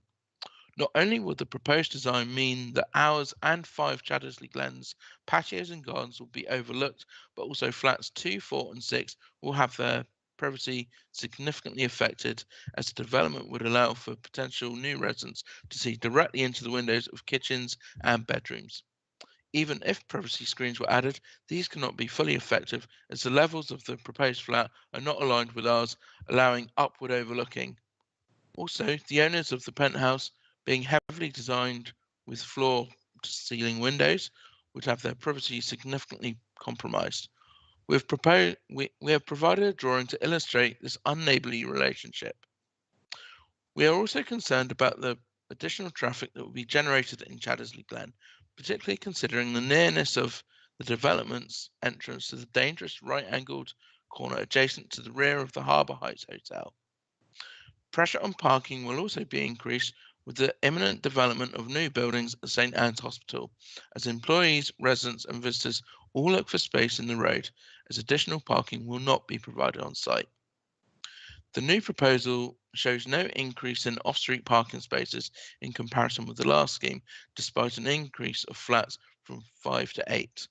We are all keen that the area should be protected from overdevelopment, and please support us by refusing this application. Thank you for your consideration. So that takes me on to the representations from the applicants. First of which is from Mr. Ziad Thomas, who is the Principal Planning Manager for AJ Land Consultancy. And he writes, "Good afternoon, members. I wish to address the main considerations expressed why planning permission should be granted in line with the officer's recommendation for approval. I will address how the proposal retains a similar building footprint and massing to that of the previous and extent planning permission. Concerns raised over the privacy and amenity to neighbouring properties will be addressed in a separate deputation. The site already benefits from an existing planning permission for a block of 5 flats with a basement car park granted in 2018. Our proposal's footprint broadly corresponds with that of the existing consent. It is the careful redesign and reorientation of the building in conjunction with the additional story of accommodation that has facilitated the increase in apartments. Our proposal removes inefficiencies from the existing permission, such as a large duplex apartment and a substantial private roof terrace estimated to be 50 square metres on the 4th storey. The roof terrace, while both covered and glazed, would not have been included as part of the GIA measurement for the existing permission. Were this to have been the case, the difference in area between the permitted scheme and our proposal would be further reduced. The proposal has not diluted the quality of the accommodation, with all apartments in excess of the 90 square metre, well in excess of the national space standards. While the number of stories has increased, we would stress that it is still lower in height than the neighbouring properties to the north and to the south. The proposal reduces levels in the basement car park established through the existing permission to offset the increase in height. The neighbouring properties on Chaddersley Glen do not use steep falling gradients to provide a basement or lower ground floor, and in effect we are starting at 1 storey higher than our proposal. Havenhurst, the 4-storey apartment block to the north, is the tallest building on Chaddersley Glen and would remain so, with our stair core and flat roof 2.2 metres and 1.7 metres lower respectively. Similarly, number 5 Chaddersley Glen would remain the second tallest building on the street, with its flat roof 750 millimetres taller than our proposal. Only the stair cores are level in height. As per the officer's report, amendments to the bin store have been addressed in the concerns of the Waste Authority, and we agree to a planning condition for the provision of a replacement tree. In summary, the proposal before you looks to erect a block of 8 flats with a similar building footprint and massing to that previously permitted. I recommend it to you for your approval accordingly. And finally, a deputation from a Mr. Mark Adams, and he is the director of AJ Land Consultancy Limited. He writes, "Good afternoon, members. Following on from the matters raised in the previous deputation, I will address the matters of privacy, neighbour amenity and parking. As per the officer's report, properties on this ridge are designed to take advantage of the views over Poole Harbour and are orientated accordingly, with large and open gardens that allow mutual overlooking. The windows and balconies of the proposal are similarly orientated towards the east and west of the site, facing the mature screening in the grounds of St Anne's Hospital and Poole Harbour respectively. The number of windows facing north and south to neighbours is therefore minimal. Nevertheless, concerns were raised by neighbours, and in Councillor Iyengar's red card, these are addressed by revised plans submitted in October 2020. Havenhurst is a 4-storey block of 7 apartments to the north of the site. The elevation facing our site has a small number of kitchen and bedroom windows on its upper stories. In response, our proposal has been orientated so that only one window faces Havenhurst, a bedroom window on the top story. The top floor is, however, significantly recessed from the floors below, ensuring there is no window-to-window overlooking. The balconies are orientated to provide views west towards Poole Harbour. However, they will have a 1.8 metre high privacy screen on the northern boundary with Havenhurst to ensure privacy. Number 5 Chaddesley Glen is a single family dwelling to the south of the proposal site. The elevation facing the proposal site is largely blank, but for a small number of obscure glazed windows on the upper stories.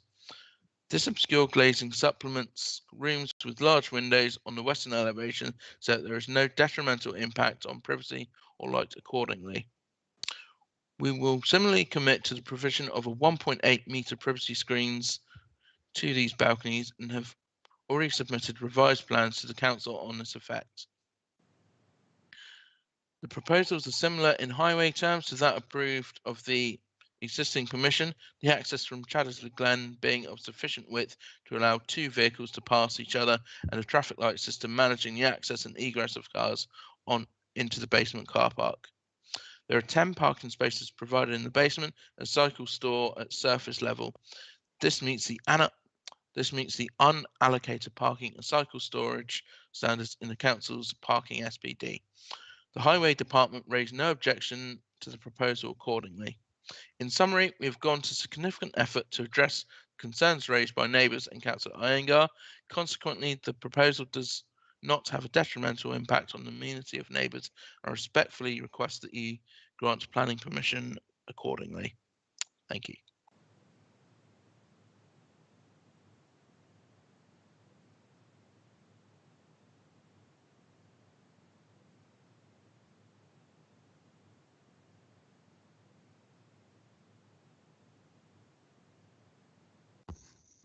You're on mute.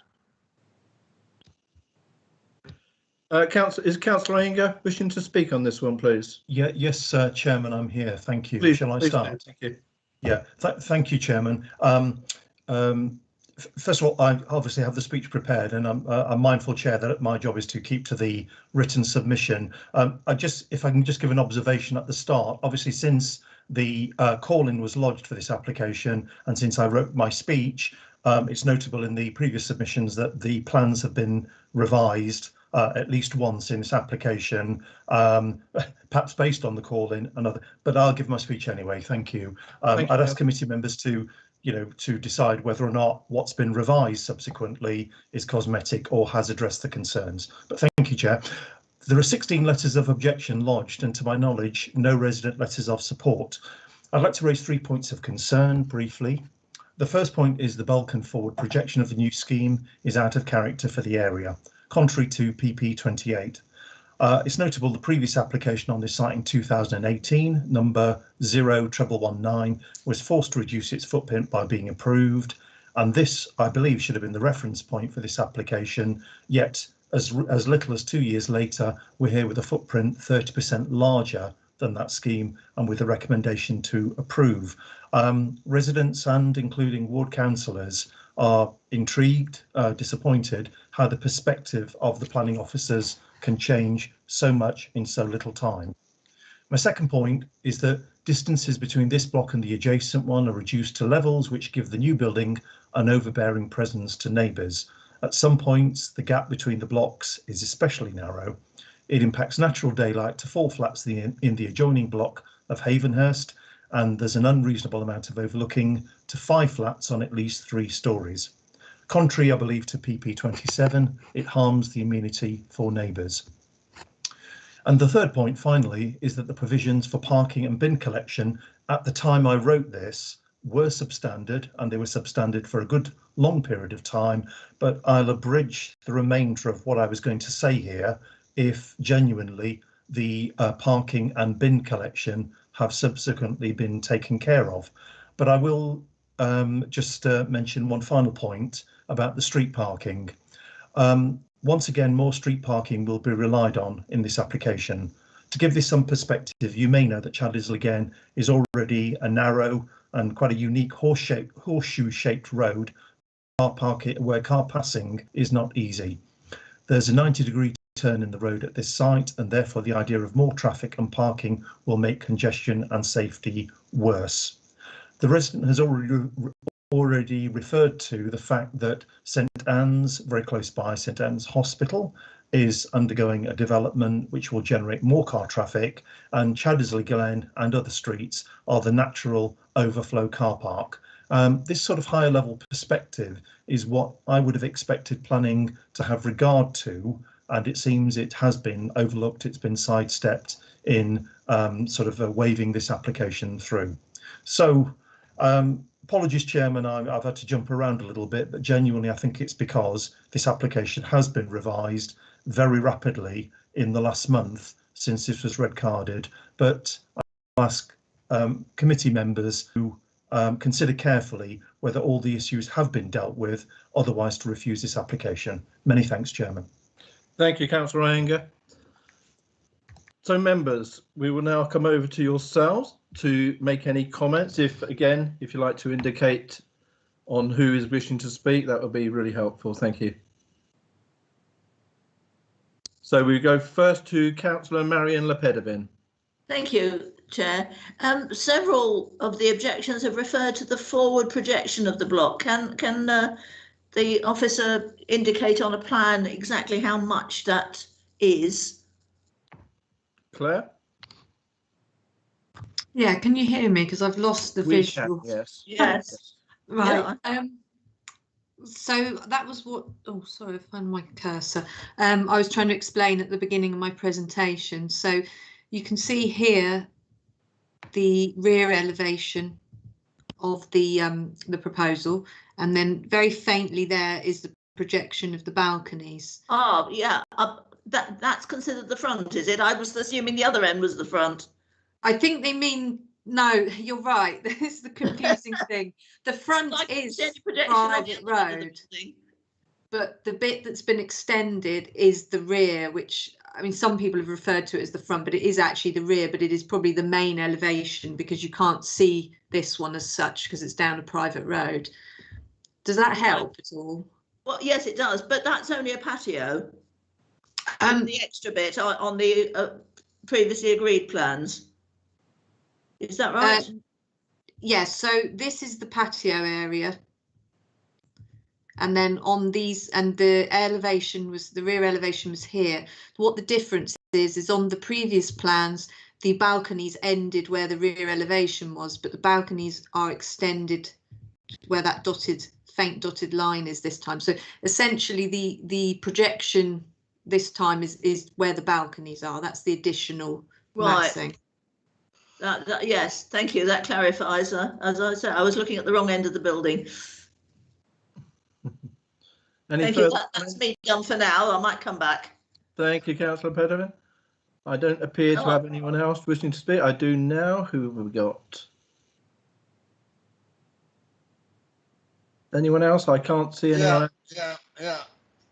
Chairman, Councillor Borthwick. Carry on, Councillor Borthwick. Yeah, I just wonder if you could tell me if the distance between the two buildings has been reduced in Chattersley and Havenhurst. I've got a picture here showing me the forward view and where the views out of the windows are coming. I just wonder if that distance between those buildings have been reduced, which applied in the coloured one just presented by the officer. Claire? Yeah, I'm presuming you mean the approval, because the gap has been increased from the existing building. Obviously, the existing building is the chalet bungalow. The gap to the approval is actually the same.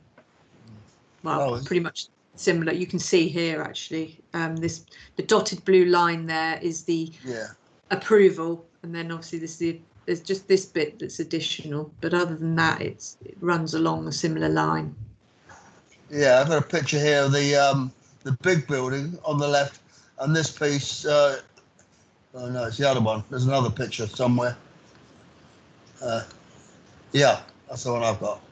That distance there and there. Has that all been reduced from what it was, the original? No, you can see the dotted blue line is the approval. Yeah, all right, I see. Right. All right. So the distance hasn't been reduced. Yeah, how much? You know? No, it hasn't been reduced. Oh, it hasn't been reduced. Okay, it's the same as it started. Okay. Yeah, thank you. Thank you, Councillor Borthwick. Any further members? Yes, Chairman, I've had my hand up. Councillor Stribley. Thank you, Chairman.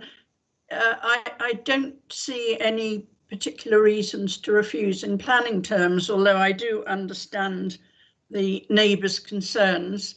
This development largely faces east and west, which will get morning and evening sun, and from the east, I guess, views across Poole Bay, and from the west, views across Poole Harper. However, it's a general point. We're now looking at flats, which often have outside as well as inside or underground parking. With the council's commitment to being carbon neutral and the way things are moving with vehicles, are we assured that there are adequate electric charging points at all parking places? Because if they're not needed tomorrow, they will be by next week. Thank you. Thank you, Councillor. I believe you're still on the call. I wonder if I could ask you to comment regarding electric parking points, please. I know that it's not necessarily a part of our remit to deal with that, and I'm sure developers are fully aware that they will need to put them at the future. Thank you, Chair. I'm not clear whether there is actually any electric charging points on this scheme. It's not really something that I would get into at this stage. I know that is potentially coming in with the new SPD, but our current SPD doesn't really cover that. And as far as I'm concerned, it ticks all of the boxes in terms of providing sufficient unallocated parking sufficient to meet the current SPD guidance. Thank you, James. I appreciate that. Claire, maybe if this application were to be granted, that we would place an informative note on it for the applicant's benefit that electric charging points would be beneficial to their development for future users. That may be just something we could add as an informative note. Yeah, you can add it as an informative note, or we have added it as a condition if members felt that was necessary on previous applications. So I actually personally think that would be a really good idea, that there should be a supply of electrical points on these developments. I think it will be really helpful for everyone concerned. Chairman, I too think we should be ahead of the game. I know it's not legislation yet, but it will be shortly, and I think we should lead on the matter. Thank you. Thank I you agree. for that. This makes a third. Thank you. Anyone else wishing to speak on this application, please? I'm sorry about this, but my hand signalling mechanism is not working very well today. Councillor Johnson. Thank you, Chair. Yes, I too would support this application. I think that the differences are not enough to refuse this, and I think that the condition is a very sensible one in terms of the electric cars. So if an official move to accept the officer's recommendation with that condition hasn't been made, then I would put it forward now. Thank you, Chair. Thank you, Councillor Johnson. I'd second that, Tony O'Neill. Thank you, Councillor O'Neill.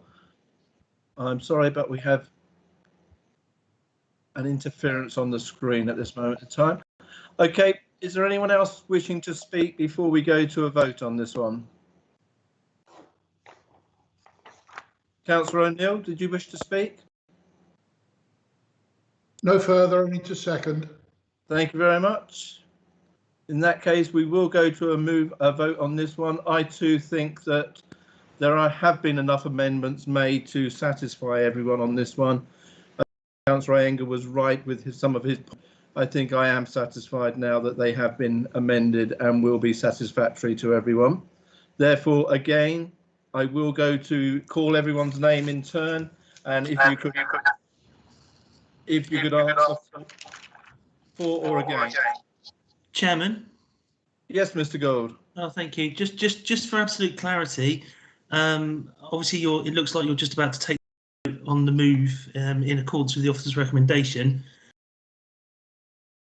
Just for absolute clarity, that would be to support the officer's recommendation with the addition of an extra condition relating for a scheme of electrical charging points to be agreed with the local planning authority.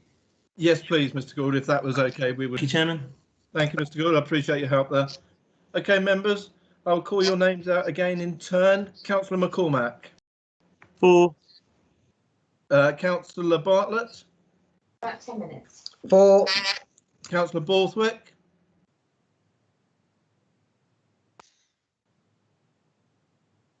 Councillor Borthwick. Councillor Bull. For. Councillor Davies. For. Councillor Decent. For. Councillor Dion. Against. Councillor Hall. Councillor Hall.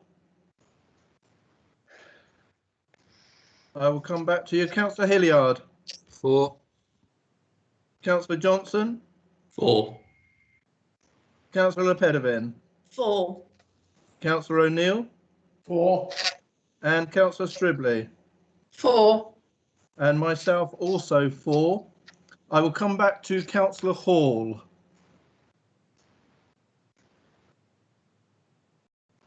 Councillor Hall, can you hear us?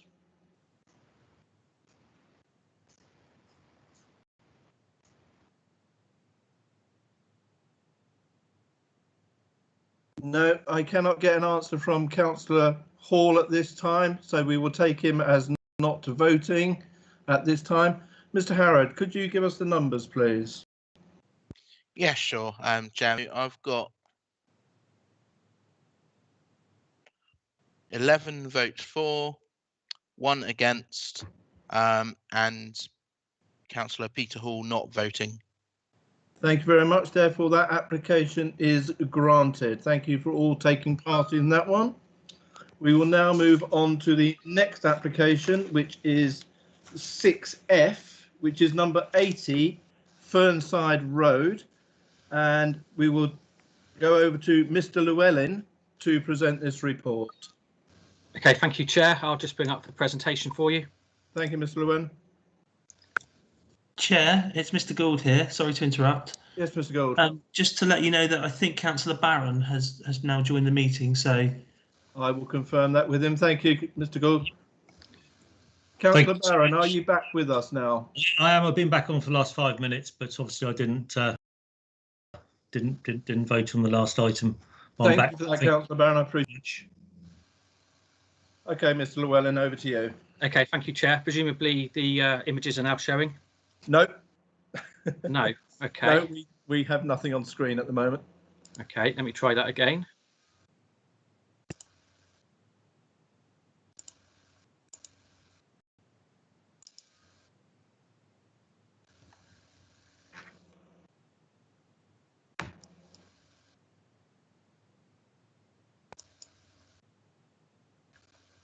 Okay. Yeah, that's fine. Thank you, Mr. Llewellyn. Okay, thank you. Sorry about that. No problem. Okay, so this is an outline application. It's to demolish the existing building and erect a block of 9 one-bedroom flats with associated parking provision, bin and cycle stores. The application, as I said, is an outline, and the detailed matters of access, layout and scale are being sought at this stage, with matters of landscaping and appearance reserved for later consideration. Before moving to the main presentation, Chair, I'll just bring members' attention to the addendum sheet that was circulated yesterday. Within that, I've reported the receipt of amended plans, further to those which were included in your agenda pack. Need to refer you to is the need to update condition number 3 to update the plans list to reflect those amended plans. I won't take you through that, but it's just simply to update the drawing reference numbers and a date of receipt of those drawings. Okay, moving then to the main presentation. So first of all, let me put the application site into some context. So the application site is located in this position at the junction of Fernside Road and a secondary road, Harper Hill Road. The site is slightly distanced to the northwest of the Shah of Persia. So I've lost my cursor. So it's Shah of Persia here. It's about 250 metres between that junction. That's the nearest sort of landmark reference point for you. It's about 600 metres then to the southeast to the Poole Civic Centre offices. And the Fernside Road sits on the A35, which centre along Fernside Road. It joins Wimborne Road and takes you to Fleet's Bridge. And just further reference then for you, it's about 500 metres to the southwest to Poole Hospital and about 1 kilometre to the town centre. I'll just also point out reasonable distance by public transport to the Ashley Cross district centre, which I'm highlighting, and then also to Ashley Road district centre as well. Okay, just to put the site into a little bit more context, so a more zoomed in location for you. As you can see, the area is predominantly residential. There are some commercial uses interspersed within that residential area. So you've got some commercial properties that sit at the junction of St Mary's Road and Fernside Road, quick fit further along Fernside Road. And St Mary's Primary Catholic School is located just off the top of the image here in Devon Road. In terms of the context of the area, as I said, predominantly residential. Fernside Road predominantly characterised by 2-storey properties. There are varying sizes, designs and styles, varying roof forms and ridge heights, particularly to that north-eastern side of the road on which the application site is located. Just highlighting the application site for you there.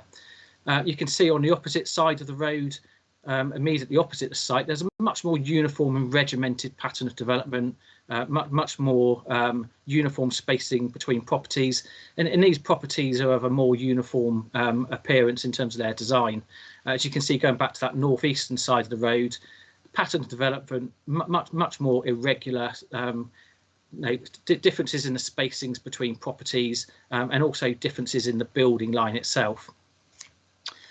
Just to highlight to you, so there are some single-storey and chalet bungalows interspersed amongst the 2-storey dwellings, and of relevance to this application, there are also other flatted developments in the immediate vicinity of the site, and they occupy these corner sites. So you can see one highlighted here with the junction with Hunt Road and Fernside Road, again Fernside Road junction with Linthorpe Road, and then just on the corner here, another flatted development of Longfleet Road and Fernside Road crossroads there. Okay, the site is located within the sustainable transport corridor where the principle of higher density development is encouraged, and that's in accordance with policy PP2 of the local plan. And you can see on the image in front of you, there are bus stops in immediate vicinity of the application site, providing good public transport links along Fernside Road. And if you continue along Fernside Road, past the Civic Centre offices, that connects you through to Ashley Cross.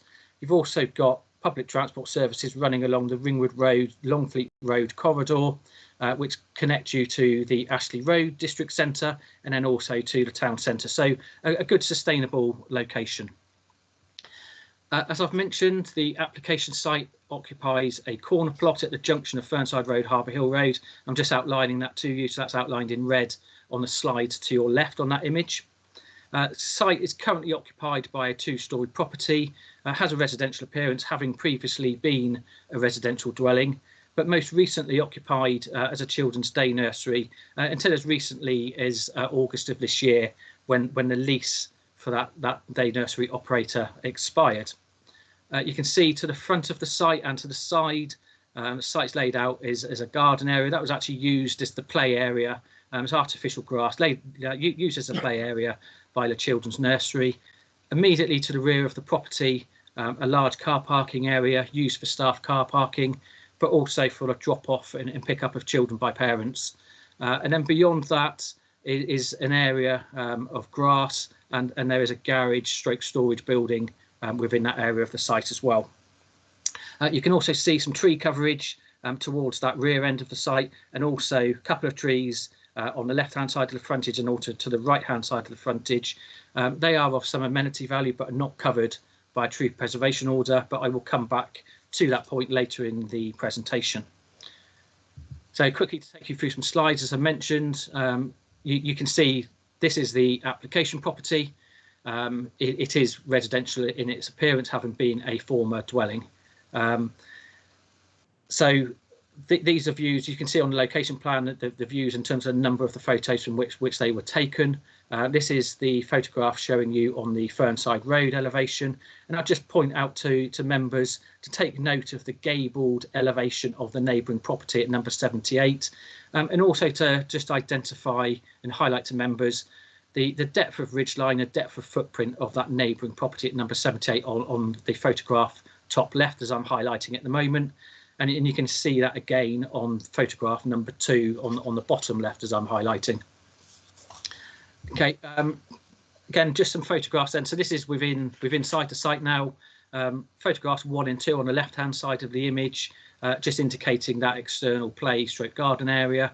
And then photographs 3 and 4 to the right-hand side, showing you that existing parking area. And photograph number 4, so your top right photo, showing the garage and storage building that sits within the site. So in terms of the proposal, site layout plan, you can see the actual layout and footprint of the building is clearly indicated on there. It shows the building and its relationship to the boundaries of the site and to the neighbouring properties. You can see that the building footprint would be both deeper, extended to the front of the original property. So the original property is that outlined with the purple line.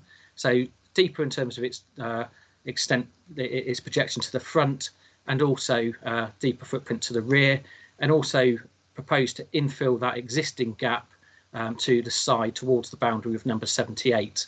However, it still felt that building sits comfortably within that plot.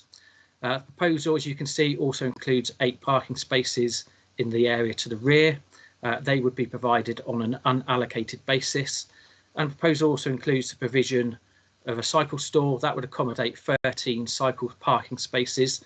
Members, I'll just highlight to you, there is a change there. That cycle store has been increased in size from the drawing shown in your agenda pack. It was previously showing 9 cycle parking spaces, been increased to 13.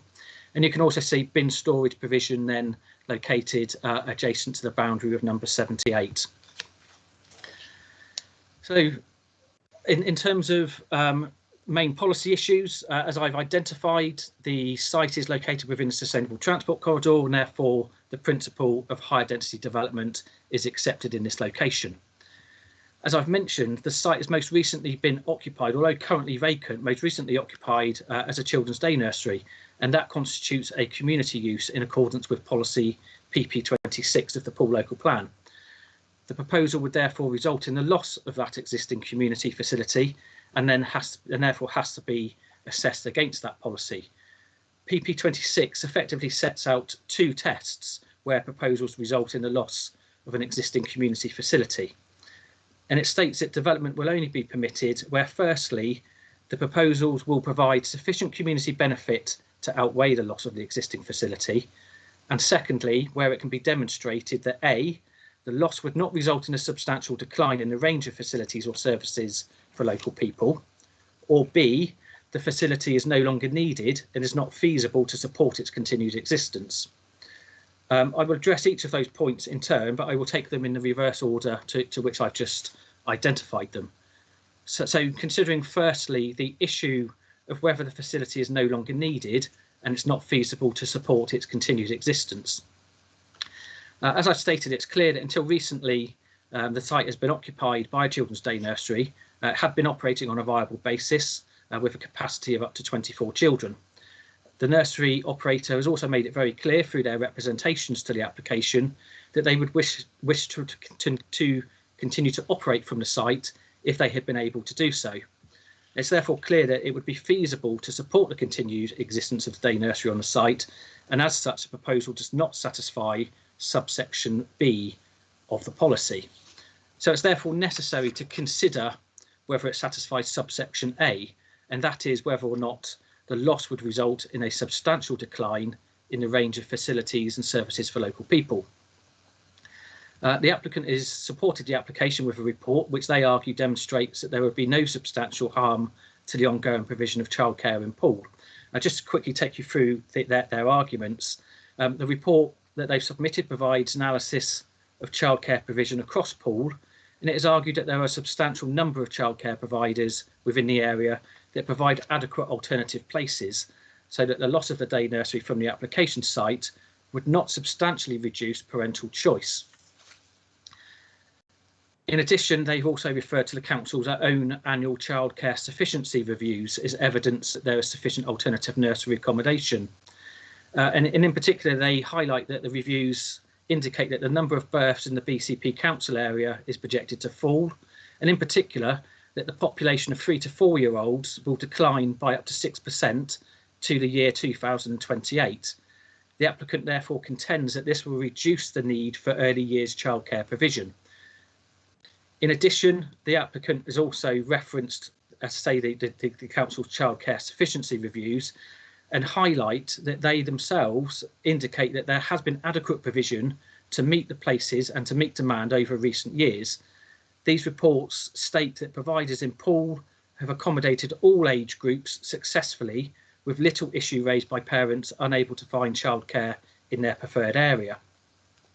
The most recent of those reports in 2019 also highlights that within the Oakdale ward, in which the application site is situated, that it has one of the highest ratios of childcare places to population of 0 to 4 year olds across the whole of the BCP Council area. Furthermore, the applicant has also referred to the provision of other new childcare providers or increased capacity that has become available during the course of the application process. And they argue that that additional provision compensates for the loss of the 24 places that would be lost from the application site. And in particular, they've highlighted a new nursery that's opened on the former Buckholm Towers site, 16 additional places that are being provided at the Three Gables nursery at Charmouth Grove, and a consented scheme for 23 places at a site in Lilliput Road. That view is supported by the consultation response that's been received from Children, Young People and Learning. That consultation response advises that since their objection to an earlier application, the new nursery has opened on a former Buckholm Towers site that provides all year round provision. It provides 49 places within the age range of 0 to 5 years, which importantly is the age range that the day nursery on the application site also catered for. Children, Young People and Learning have therefore advised that the loss of the day nursery from the application site and the 24 childcare places that it provided would be mitigated by the introduction of that new childcare facility. In addition to that, there's also 16 additional places provided at Three Gables Nursery that would provide further provision to meet demand. It should be noted that the day nursery on the application site has already closed following the expiry of their lease, and having regard to the available evidence which I've just outlined, it's considered that there is sufficient capacity to accommodate childcare places that have been lost as a result of this proposal. Therefore, it's considered that the proposal would not result in a substantial decline in the range of childcare facilities that are available for local people, and this part of the policy would be satisfied. So, having established that the second part of PP26 is satisfied, it's then necessary to consider whether the proposed development provides sufficient community benefit to outweigh the loss of the existing facility. In this instance, it's proposed that one of the proposed flats would be provided as an affordable housing unit.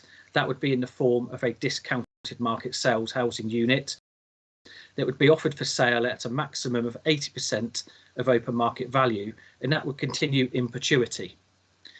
Following discussions with Children, Young People and Learning, Housing and the Council's policy team, all have confirmed that the provision of the affordable housing unit as a form of community benefit to outweigh the loss of the existing facility is both sufficient and acceptable, and that could be secured by a Section 106 agreement. It's therefore concluded that the proposed development accords with the requirements of policy PP26.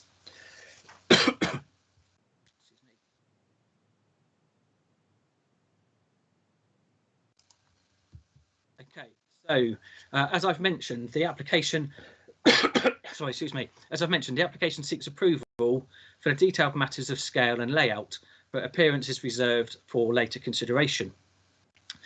In support of the application, the applicant has submitted street scene elevations to both Fernside Road and Harper Hill Road. They clearly indicate the proposed scale of the development and clearly establish the building envelope in terms of the height, width and depth of building for which permission is being sought.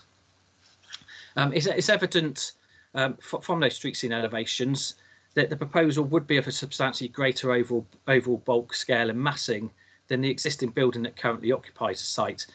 This resulting from the increased depth of building, the increased width of building, and members, I'll just highlight to you bottom left, I can get the cursor to hover there. Okay, bottom left, you can see the increased depth of building footprint that would result from this proposal, the infilling of the existing gap to the side of the property, taking closer towards the boundary with number 78. That would result in this additional element of built form that I'm highlighting to you on the top left street scene image at the current time. The increase would also come from the fact that the building would have an eaves height at 2.5 stories, and the overall ridge height would be about 0.5 metre higher than the existing property. As a result, the resultant building would therefore present a considerably greater frontage and also additional bulk and massing than other properties within this part of Fernside Road. However, looking at sort of detailed aspects of the scheme, the gabled element, which I'm just highlighting to you at the moment, members, clearly that would have a more prominent impact than the existing hipped roof form of the existing property, just highlighting the hipped roof form to you on the photograph top right. However, that gable would be of scale and proportions, which would be similar to those of the property at number 78 adjoining the application site. I'm just highlighting that to you on the street scene elevation, and then you can also see that again on the photograph to the right hand side.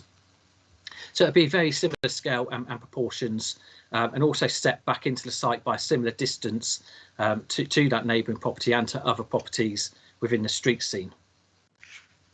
Of course, the building also wouldn't be seen in that flat elevational view that you're seeing on the street scene elevation. And in fact, the gabled projection comes forward about 3.5 metres from the recessed element to the side. So significant articulation, which helps to provide relief to that massing. And members, you'll also note, as well as that 3.5 metre setback, this subservient element to the side, lower eaves level, lower ridge line and a hipped roof form. That gives it that more subservient scale and appearance and reduces its prominence within the street scene. Okay, looking then at the Harper Hill Road street scene, again, significantly greater bulk and mass than the existing building. That again results from the depth of footprint that comes about from the proposed development, as well as the increase in the eaves level, the extended ridge line, and also the formation of that gable to the front elevation. However, you'll notice there's a significant gap between the rear of the proposed building and the nearest property that actually fronts onto and starts to form the rhythm and pattern of development that fronts onto Harper Hill Road. So the proposed development really wouldn't be seen readily read in the same context as the properties fronting Harper Hill Road that form that established character and street scene pattern. And you can see that from the photograph on the bottom left. So this is the application site. This is where the building, proposed new building, would sit. And you could see from that photograph the significant distance. It's about 50 metres to that first property in Harper Hill Road from that road junction. So significant distance, and you can see that the proposed new building would be read slightly in isolation from those those neighbouring properties. So it is accepted that at 2.5 stories, the proposed building would be notably higher than other properties, and that the overall bulk and mass would not directly relate to the two-story scale of the adjacent properties immediately next to the site. However, the site does occupy a corner location, and as a corner plot, it's considered that it could accommodate a larger and more prominent building without causing harm to the character and appearance of the respective street scenes. The proposed development would increase the footprint of the built form, and you can see that clearly on the slide on the screen in front of you, and it would result in an enlargement of the parking area. However, the building line would respect that of other properties. There's a varied building line along this part of Fernside Road, and it would be in keeping with that building line. It would also retain a gap to number 78, which actually is reflective of gaps between other properties that exist along Fernside Road, so would be in keeping in that respect. And it's considered that the building footprint would still also sit comfortably within the site. It would also allow provision of landscape planting to the perimeters of the site. And you can also see from this slide that it will allow important trees at the frontage of the property to also be retained, together with additional planting, replacement planting of trees, again on that frontage. And that would help to soften the appearance of the development within the street scene and help to filter views of the built form. Given all of those considerations and the variation that exists in the built form within this part of Fernside Road, it's therefore considered that the proposal, whilst creating a more prominent corner development, would reflect characteristics of the established buildings around it, and as such would not be harmful to the character and appearance of the street scenes. In terms of residential amenity, the main property that would be potentially affected by the proposal is that of number 78 that sits immediately next door. In respect of all other properties, they are sufficiently distanced that their amenity would not be harmed. So picking up just in relation to the relationship to number 78, as I've indicated, the proposal would be a larger footprint. It would extend 4 metres closer to the boundary of that neighbouring property, however, retaining a separation gap of about 2.7 metres between elevation to elevation. That additional scale and mass would come from this element of the building, as I've already indicated, with that gap then retained to the neighbouring dwelling. You can see from the photograph the neighbouring property does contain a number of windows to the side elevation at first floor.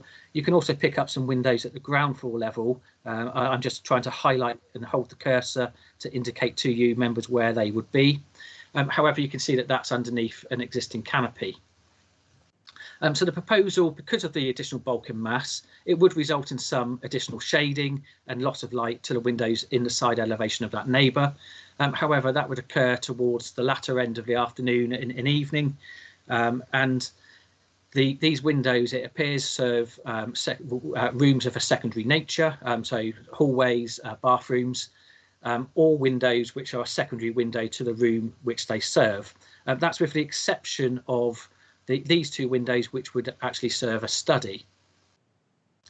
Yeah, as stated, you can also see that there is a canopy existing already over the ground floor windows, and so they are already shaded and have a reduced level of light to them. And for all of those reasons, it's considered that the impact from the shading would not be so extensive as to be materially harmful to that neighbour. In terms of overlooking issues, you can clearly see in terms of the distances to number 2 Harper Hill Road to the rear, separation distances of 18 metres at the closest point of the built form.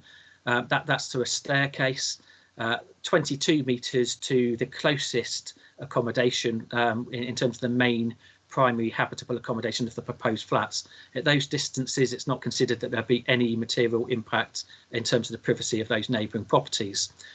Windows to the front elevations on Fernside Road and side elevation to Harper Hill Road would simply allow views overlooking the public domain and it would not be considered to be harmful. As I said, the proposed development comes in much closer proximity to the side elevation of number 78 that contains, as you see, a number of windows. However, if I take you across to the floor plan on the right-hand side, the layout of the flats has been arranged in such a manner that there would be a very limited number of windows to that side elevation. Disturbance is actually reserved for later consideration. Both the street scenes and the floor plans give a good indication of how the windows are likely to be arranged, and those floor plans indicate that there would simply be a bathroom window on each of the floor levels, which can be obscure glazed, and a secondary window to a kitchen only at the second floor level. And again, as a secondary window, again, that's shown to be obscure glazed. And for that reason, it's considered that the privacy of the immediate neighbouring property at number 78 would also be preserved. I've mentioned in the report about amenity of future occupiers. Just very briefly to flag to you members, the plans have been amended during the course of the application. So the internal arrangement of the accommodation of all of the flats has been amended, and all of those flats now accord with the minimum housing space standards. And the internal layouts are such that all of the flats would be provided with a good degree of outlook and natural sunlight and daylight. So the proposal would provide acceptable living standards for future occupants. Just to take you to the final slide. So in terms of highway and tree issues, in terms of the highways, proposal would retain the existing vehicular access. It would be reduced in width slightly from its existing opening, however, would maintain adequate width for vehicles to pass at the entrance. Excuse me, as I've already mentioned, proposal would include 8 parking spaces provided on an unallocated basis, and that accords with the council's parking guidelines. And it can be secured that they are delivered on an unallocated basis by condition. And as I've also indicated, cycle store for 13 parking spaces, that's over and above the policy requirement, and would encourage the use of more sustainable modes of transport other than the car. And the proposal also includes the provision of a vehicle electric charging point on the rear elevation of the building. So there's no objections in terms of highway and transport issues. As I've mentioned, there are a number of trees within the site, mixed species, that are not protected by a preservation order. However, some of them, particularly those to the frontage of the property, are of some amenity value and worthy of retention. Members, in the addendum sheet, I've referenced the fact that the application has now been supported by an arboricultural method statement and tree protection plan. That has been assessed by the tree officer, and it's been confirmed that these 2 principal trees, which are shown on the photograph, so a silver birch on the photograph to the left, pear tree on the photograph to the right, that they can be retained without any harm being occurred to them. And also where there are trees being removed, they're not of any significant amenity value, and there's also scope on the frontage of the site to provide 2 trees to compensate for those trees to be removed. Okay, in respect of all other material planning considerations, I'm sorry, that is set out in the report. It's considered that the scheme is acceptable in all respects, subject to the conditions as set out in the report. So, Chairman, the application is recommended to you for approval.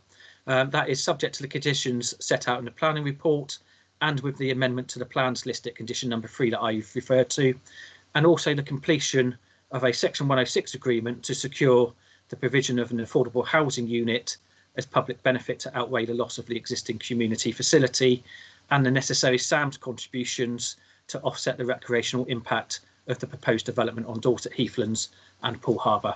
So, Chair, the application is recommended for approval. Thank you. Thank you, Mr. Llewellyn. Mr. Harrod, could we have any deputies?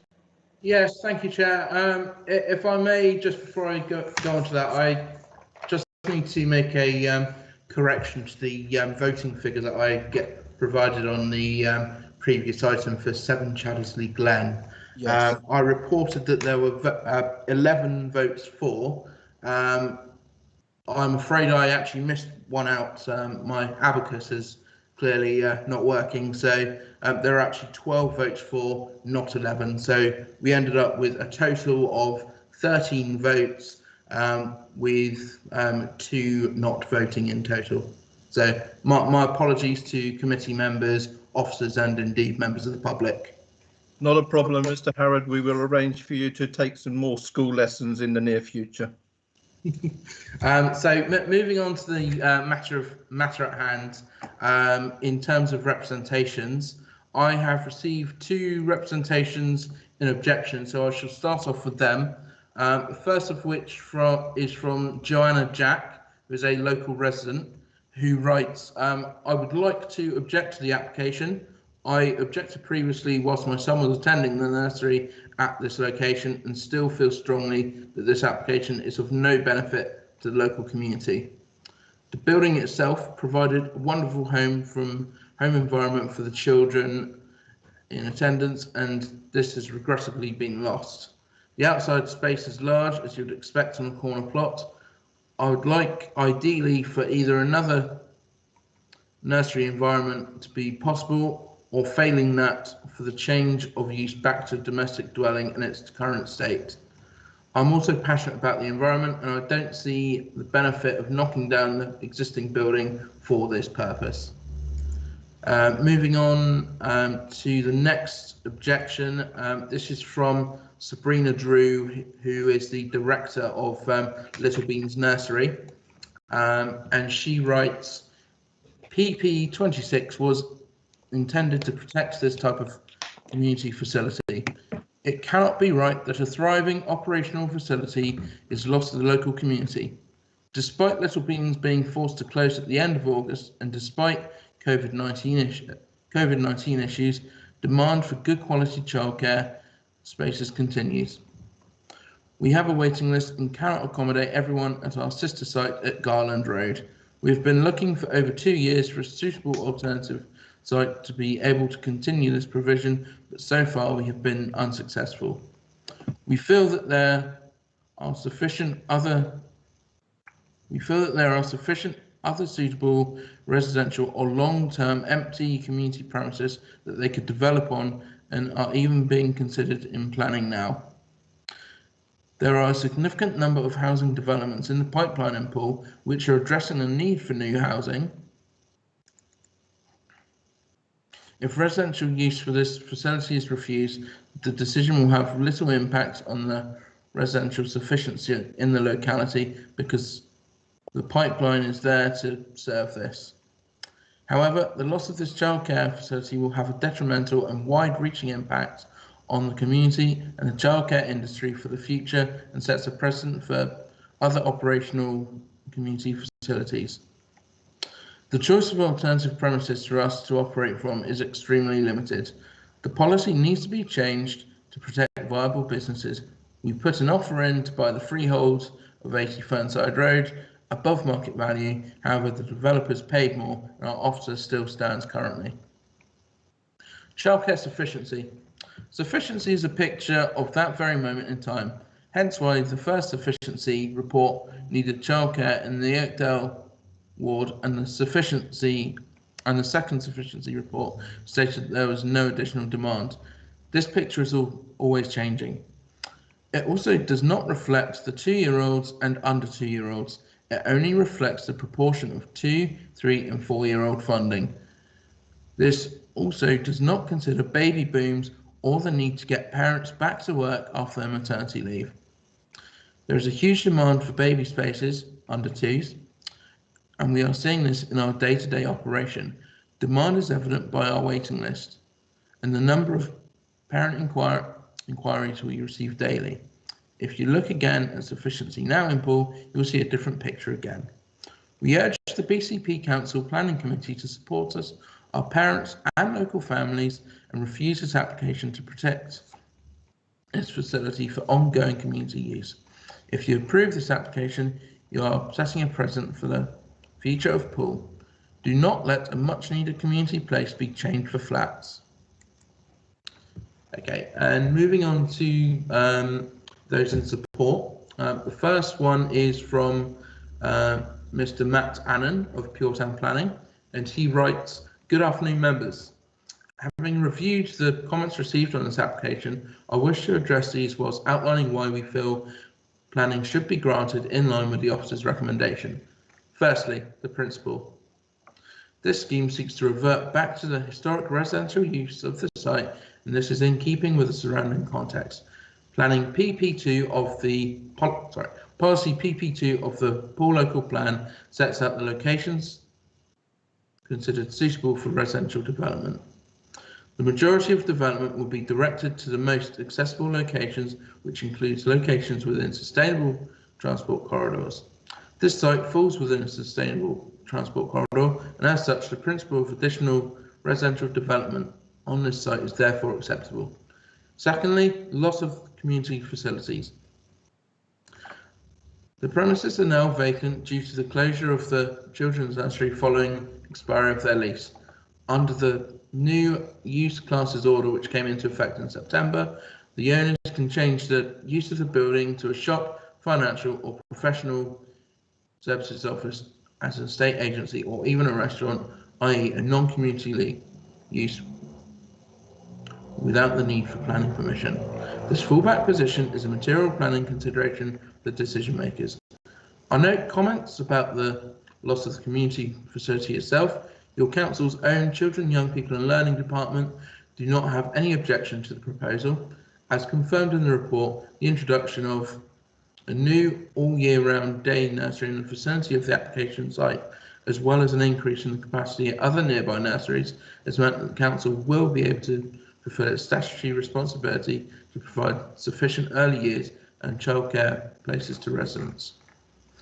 In addition, due to recent changes to the use class order which came into effect in September, the options for the relocation of the previous nursery tenants to other suitable premises have now increased, as many more commercial premises such as B1 offices can be changed to nurseries under the prior approval process.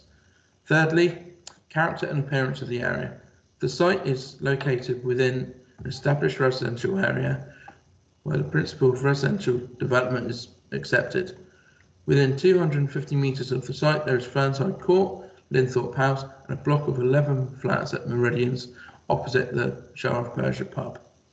The principle of higher density, flatter development within the surrounding vicinity of the site in plots fronting Fernside Road has therefore already been established. The proposed development, whilst larger than the building it replaces, would respect the building lines of neighbouring properties, retain characteristic street gaps, and allow for retention of trees and provision of landscape planting around the perimeters, thus preserving the area's character. And moving on to the deputation from Mr. Mark Adams.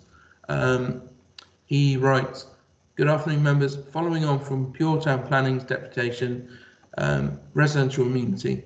The proposed building is sufficiently distanced from neighbouring dwellings at number 2 Harper Hill Road to the northeast of the site, and also the residential properties on the opposite sides of Fernside Road and Harper Hill Road. In terms of the adjacent property at 78 Fernside Road, given the orientation and siting of the new building, location of windows with primary outlooks being either over Fernside Road or Harper Hill Road, and only secondary or obscure glazing bathroom windows on the eastern side elevation, there would not be any harmful overshadowing or overlooking impact. With regards to amenities of the future occupants, all of the flats are fully compliant with the national minimum space standards and provide an acceptable standard of accommodation in terms of size, internal layout, outlooks and levels of daylight. Highways and parking. 8 unallocated spaces are provided for the 9 one-bedroom flats, which is in full accordance with the Council's current adopted parking standards. An over provision of 13 cycle spaces have been provided, as well as the inclusion of an electric car charging point, encouraging more sustainable forms of transport. Trees. There are a number of trees on the site. Whilst none are subject to the TPO, a number are considered worthy of retention. The council's arboricultural officer has confirmed that the proposed new building could be accommodated within the site without causing any significant harm to those trees.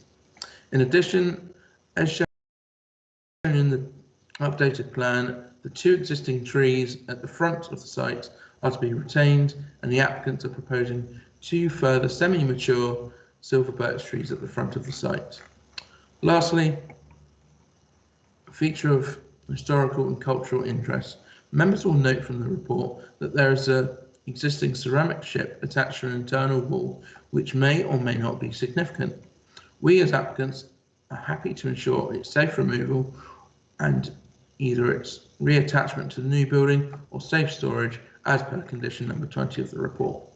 In summary, the loss of existing nursery use has been fully justified. The proposal will deliver 9 new dwellings in a highly sustainable transport corridor, meeting the needs of wider community for housing. It achieves this whilst not detrimentally impacting on the character or appearance of the area, nor materially harming the amenities of any neighbouring properties, and protecting a feature that may be of some historic merit through condition. Such proposals are actively encouraged by the MP to local plan. I hope you agree with your planning officer and his team leader's recommendation to grant planning permission. Thank you. Thank you, Mr. Turner. We have some ward councillors with us too. Councillors Rice and Miles, I believe you are both in. Which one of you would wish to speak first, please? Thank you, Chair. Yes, I would like to speak first. Councillor Felicity Rice. Thank you, Councillor Rice. Please go ahead. Dear Planning Committee, for this application, we are talking about the future of an established, successful and highly valued community childcare provider and community asset, and I would request that this application is refused. There are 4 main points. 1 is a community petition, local business, 3 childcare provision, and 4 future capacity. Firstly, there has been enormous support for this nursery, with 505 people signing a petition asking for the building to stay as nursery provision. This is a huge number and the public want this to stay. Unfortunately, due to the limit of deputations, they were not able to submit it to this planning committee.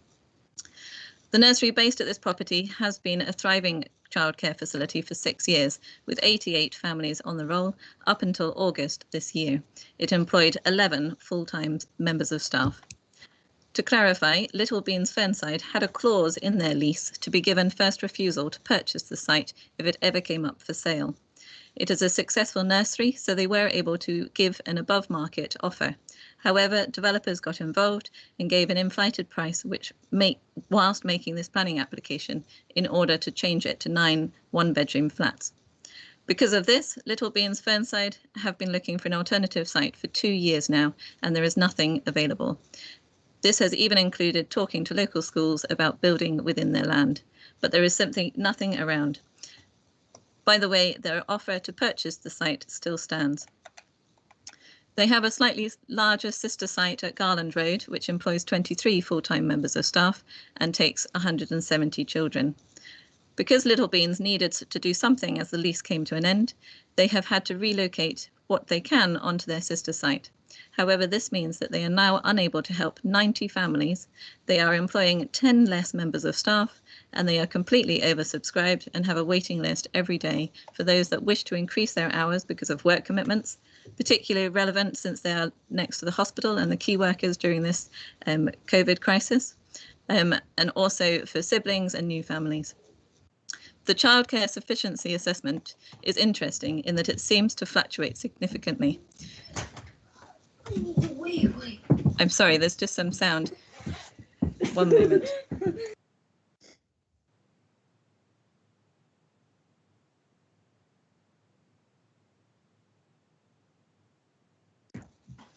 A demonstration of childcare in action there. Apologies. It is useful to know that for the first planning application, which was for conversion to 10 flats, the council refused permission due to the loss of the community facility and childcare provision. However, unfortunately for Little Beans, for this current application for 9 flats, there was a new childcare provision that has just opened up on an old school site at Belcombe Towers. Because of this new facility, the council is knowing that we have enough childcare spaces. However, just recently, in the last few weeks, Ofsted have suspended another local large nursery that had 65 spaces, and Little Beans is getting their parents asking them desperately if they have any capacity, and they don't.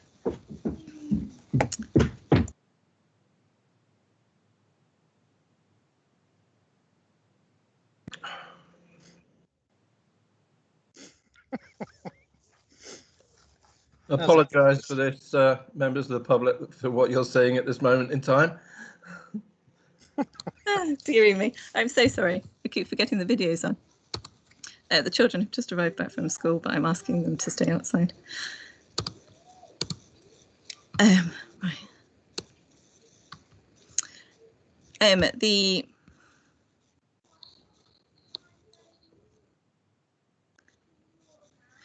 So just recently, in the last few weeks, Ofsted have suspended another large local nursery that had 65 spaces, and Little Beans is getting their parents asking them desperately if they have any capacity, and they don't.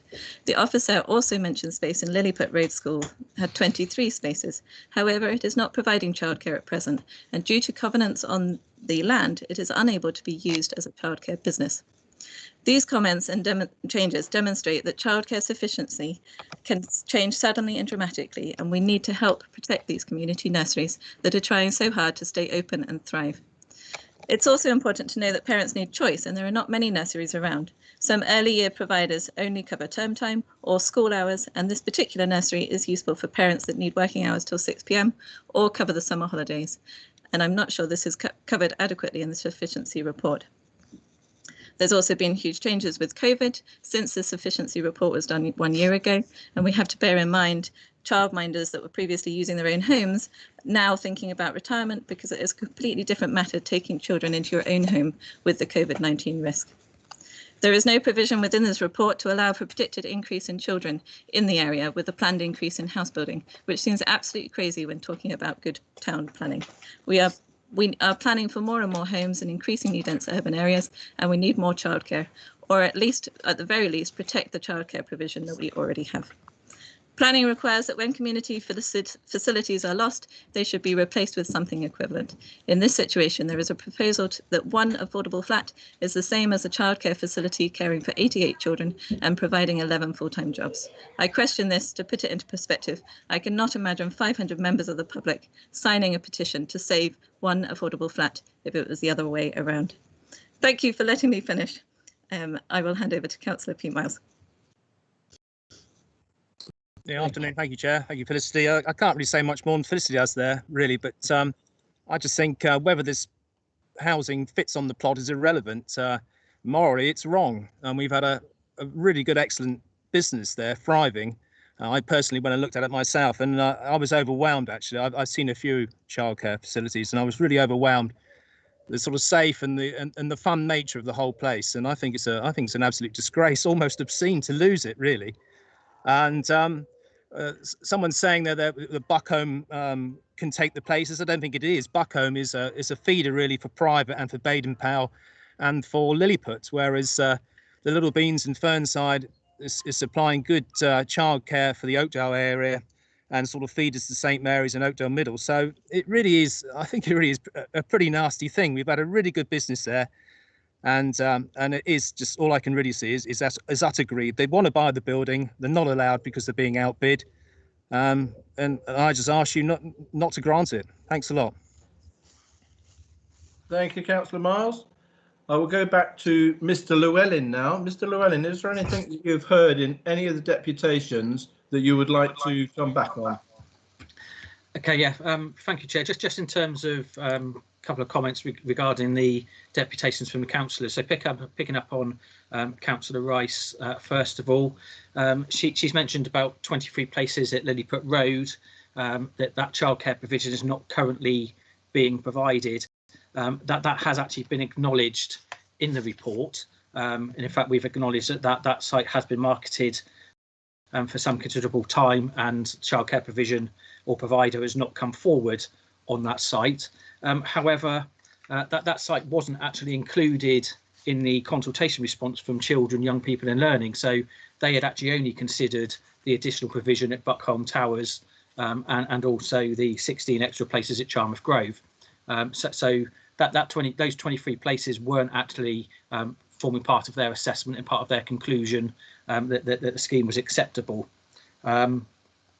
Just in terms of the issue about the other nursery which has been suspended, it is that, from my understanding, it is exactly that. It's a temporary suspension. So we would have to wait and see what transpires from that, but it's not a permanent closure of that other nursery, and that provider may come back online once they've resolved the issues that have been raised by Ofsted, as reported in the local press. In terms of the 49 places at Buckholm Towers, that is an all-year provider. It is all day, so it would meet the demand that Councillor Rice spoke about in terms of the provision, both from the beginning of the day and up till sort of 6 p.m. I think she mentioned in the evening.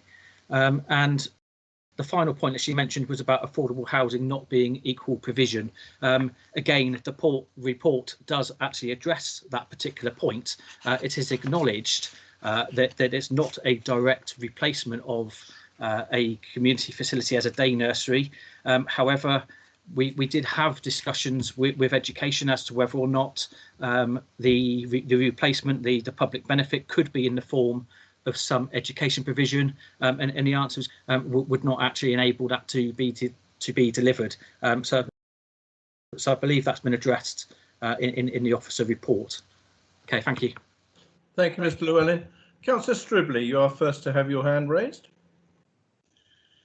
Thank you. I find this a very interesting application. It's not in my ward, but it used to be. It sort of popped in and out over the years in my ward, so I know it quite well with boundary treatments. And I do accept that it has been a very successful and popular nursery site, but I think as planning members we have to consider what would be an acceptable alternative, and that's what we're being asked to look at today. Because of the size of the site and its location and the variation in buildings all along that road, corner of Hunt Road as well, where there's a substantial block of flats, I see no problem in this site being used as residential and for flats. And I actually welcome the provision of one-bedroom flats, because it is extremely difficult for many young people to get into the housing market, and for many older people actually who want to retire out of larger family houses into smaller accommodation. I think I don't have a problem with that change of use, and I think the development fits well into the street scene. However, there are one or two issues that are a bit outstanding for me. We've heard a lot about a couple of trees and landscaping. I hope all the plastic grass disappears, because I have a particular antipathy to that. But we haven't heard anything about boundary treatment. And I would be interested to know how that long boundary to Harper Hill Road is going to be treated. At the moment, there's a fence there, the walls, some have fences, some have hedges, etc. So I would like there to be a comprehensive boundary treatment on both the Fernside and the Harper Hill Road frontage. I was pleased to hear in the last deputation that there will be an electric charging point, but I think the provision of one in the site is a bit on the slim side for the future, so I would hope our officers could negotiate the potential for 2 or 3 charging points. And the only other issue I have is with the bin store, which is on the boundary with number 78. And if the cars are parked closely together, I can see the bin men, because you'll almost certainly be having large paladins rather than 9 blue bins and 9 black bins. And I would rather see the bin store properly located and screened closer to the Harper Hill Road frontage, and maybe a slight rearrangement of the car parking. Certainly a minimum of 8 spaces, 9 if it were possible. But on this one, I'm not quite so exercised about reduction in car parking spaces, because single bedroom flats with more than adequate cycle stores are perhaps less likely to have quite so many cars there.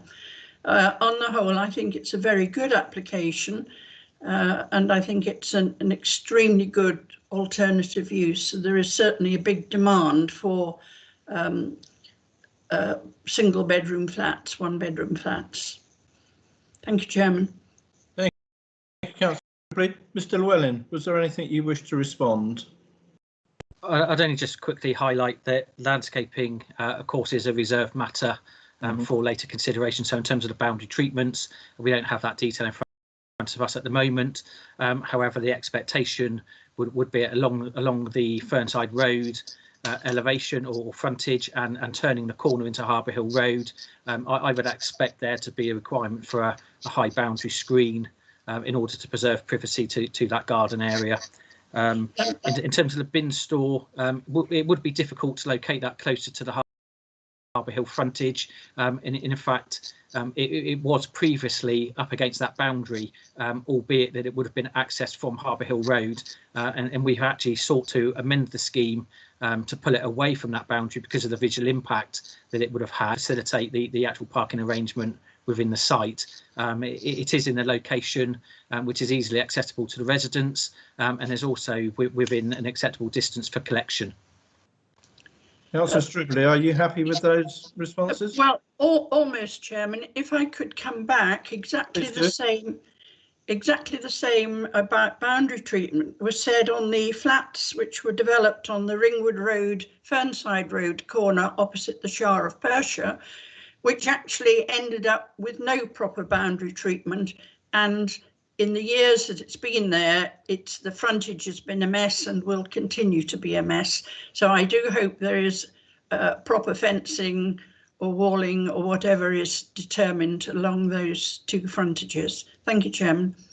Thank you, Councillor Stribley. Any other members wishing to speak, please? I have no indicators. Yes, my hand's been up for a while. Thank you, Councillor Pedevin. Please go ahead. I take a rather different view from Councillor Stribley. In my ward, a planning application sometime last year, I think it was turned down for the very reason that it was not replacing a community facility, and therefore a nursery was to be lost, and childcare facilities. So it seems to be one rule in one ward and one rule at another time. We're told there's plenty of other facilities in the vicinity, but none of them are in easy walking distance if for parents with young children in buggies or pushchairs or whatever it is. I don't see that it's a direct replacement at all. This is a well-used, oversubscribed community facility. So I can't support it on PP 26 because of the loss of community facility, but I don't like the suggested replacement. One affordable flat, has already been said, is hardly a community benefit. If they were all affordable, or even better still, social housing, that would be a different matter. There would be definite community benefit there. And I wonder about the provision of 1 bedroom flats. It's quite clear from the housing needs document that the proportion of flats to houses wanted in Poole is about 30% flats to 70% houses. Apparently in the last 6 or 7 years, about 56% of properties built have been flats. but as at the 1st of April, permissions had been given for, check my figure, 84% flats, as opposed to obviously 16% housing. So there's a great over provision or over permissions for flatted development in the pool area. So I cannot see why provision of 9 one-bed flats is an advantage in an area which is predominantly family, decent-sized housing. So I cannot support this from what I've heard so far. Thank you, Councillor Pedestrian. Yes, please, Chair. Councillor Bartlett. Thank you, Chair. Yeah, obviously the loss of the school is really quite a blow to the local community, but I'm afraid at the end of the day it is the freeholders' wish that they don't wish to continue operating there under that particular business, and you can't force people to do something with a building that they don't want to use it for any longer. So the hard fact of the matter is that, you know, if they want to put a different business there or do something else, that is their decision.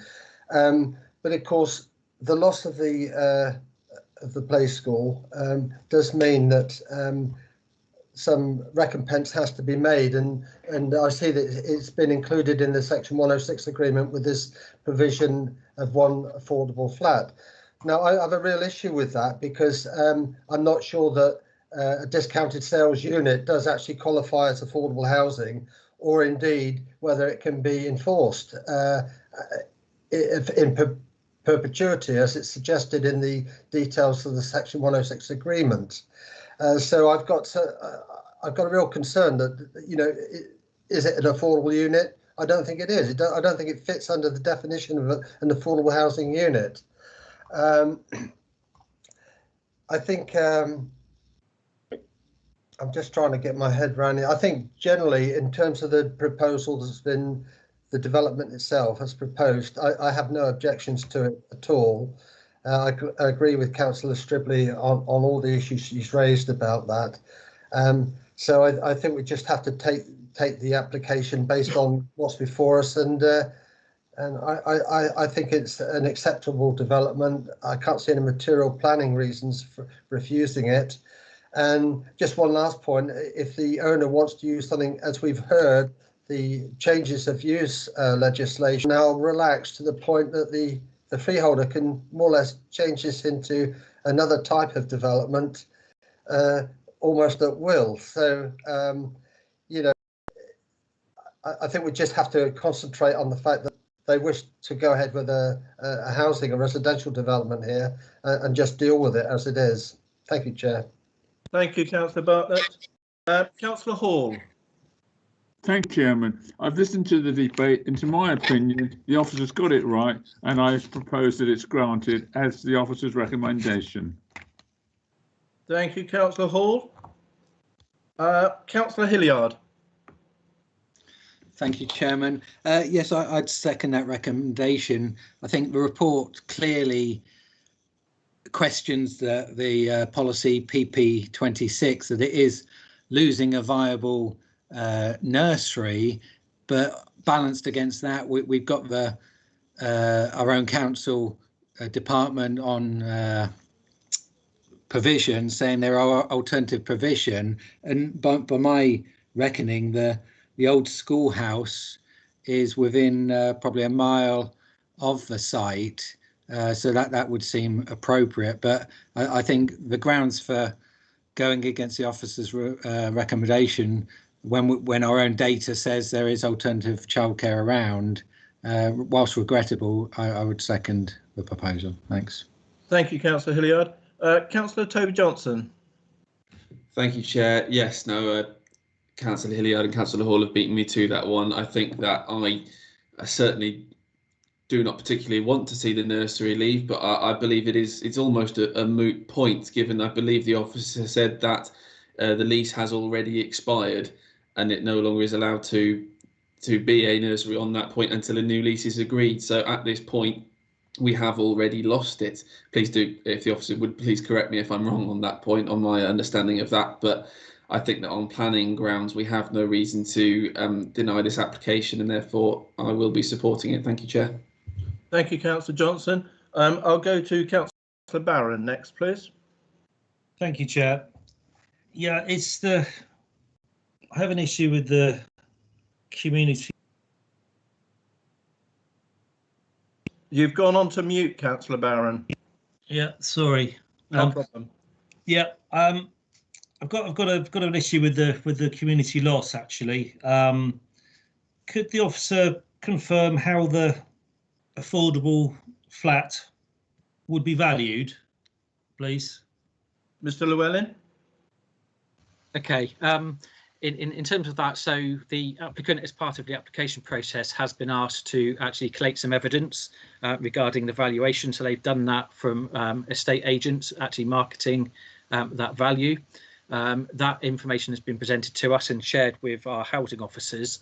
And the housing officers have then also looked at the mortgage availability and what sort of rates that would be available at.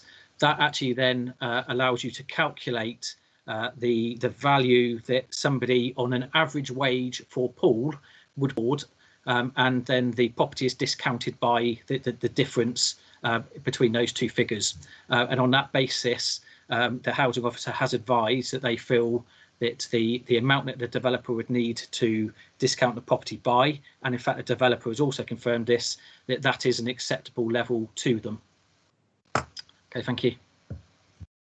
Thank you, Mr. Llewellyn. Councillor Barron? Yeah, if it will there be an identical flat? So say, you know, what one's, I know it wouldn't be 100,000, but for simple math, say one's on 100,000, and then a flat identical next door would be 80,000.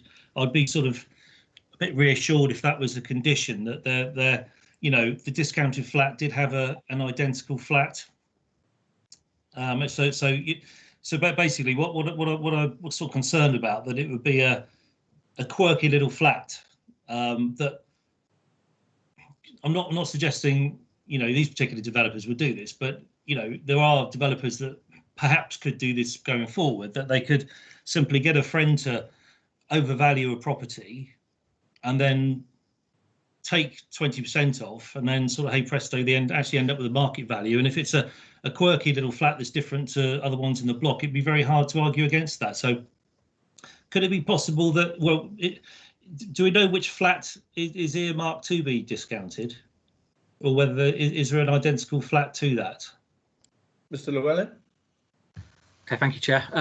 The valuation was actually done on the basis of the flats that within this scheme. So the valuations were provided for all of the flats, and actually they were all valued within the region of about 160 to 165,000 pounds. So you can actually see that whichever one of the flats comes forward as the affordable housing unit, there will be at least two others which are absolutely equivalent to it, because the floor plan is repeated on the ground, first and second floors. So there will be at least two flats which are absolutely identical. Okay, that's good to know. The other issue is that, as the report says, discounted housing is not referenced in the local plan. So I'm you know, it isn't the first time that we've had this put forward. You know, we'll put some discounted flats in, and the community asset, you know, it's fine to lose it on that. So I won't be supporting this application. I think it's a great loss to the community. I don't think that I mean, 20% of one of the flats in there is any kind of compensation for that community loss.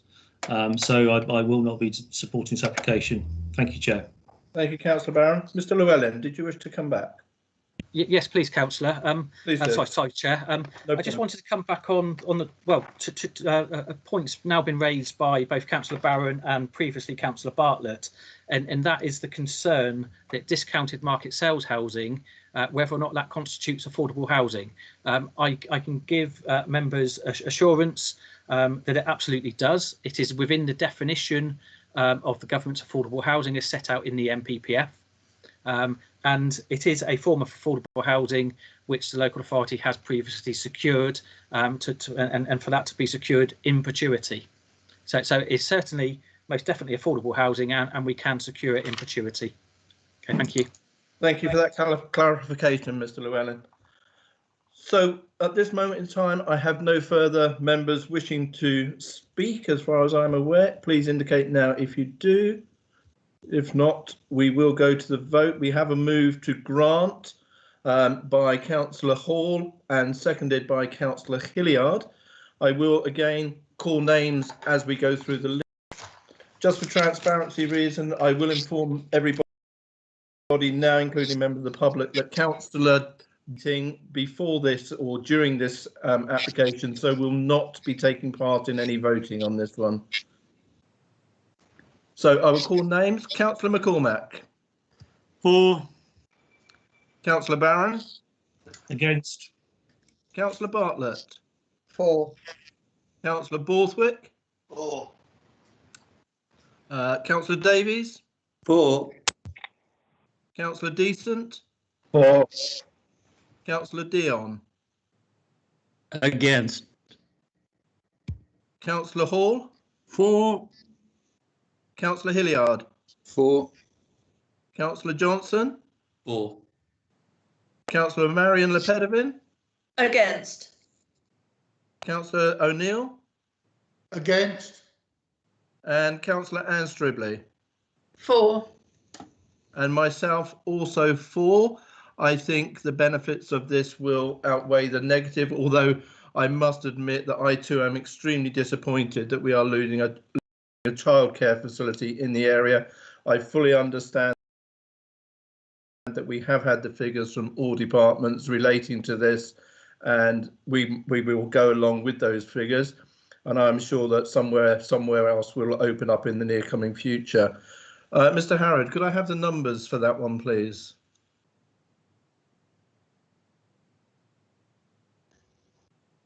Yes, Chairman. Sorry, just making sure I've got my numbers. So I have 9 votes for and 5 against, and Councillor Bull did not vote. Thank you, Mr. Harrod. Therefore, that application is granted. Thank you for everyone taking part. And can I please add my grateful thanks to Ms. Hollyoak and Max, who in the background are beavering away, trying to keep me updated as who's putting their hand up and who's not, because we seem to have a bit of a glitch with the system at the moment.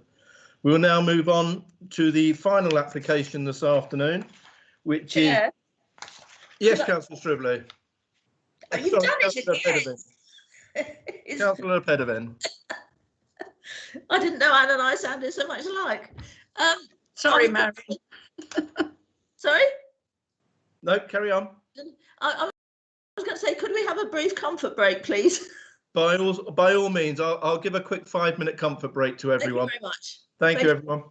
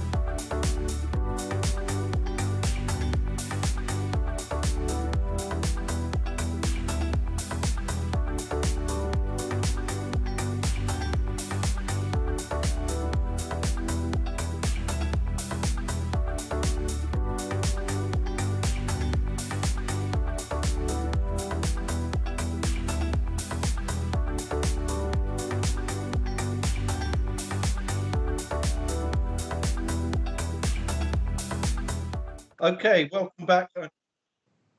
Welcome back to the meeting. We have had a quick comfort break and we are now ready to move on with the final application this afternoon, which is 53 Southcliffe Road, Friars Cliff in Christchurch.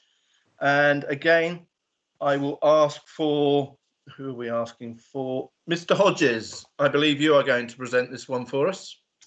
Yes, thank you, Chair. And can I just check everyone's seeing the front page of the we can, PowerPoint? Mr. Hodges. Lovely job, thank you. Yes, as you've described, it's a minor amendment to an existing planning permission for the redevelopment of the former Pine Beach nursing home. And so the site is on here, it's on the corner of Southcliffe Road, close to the seafront.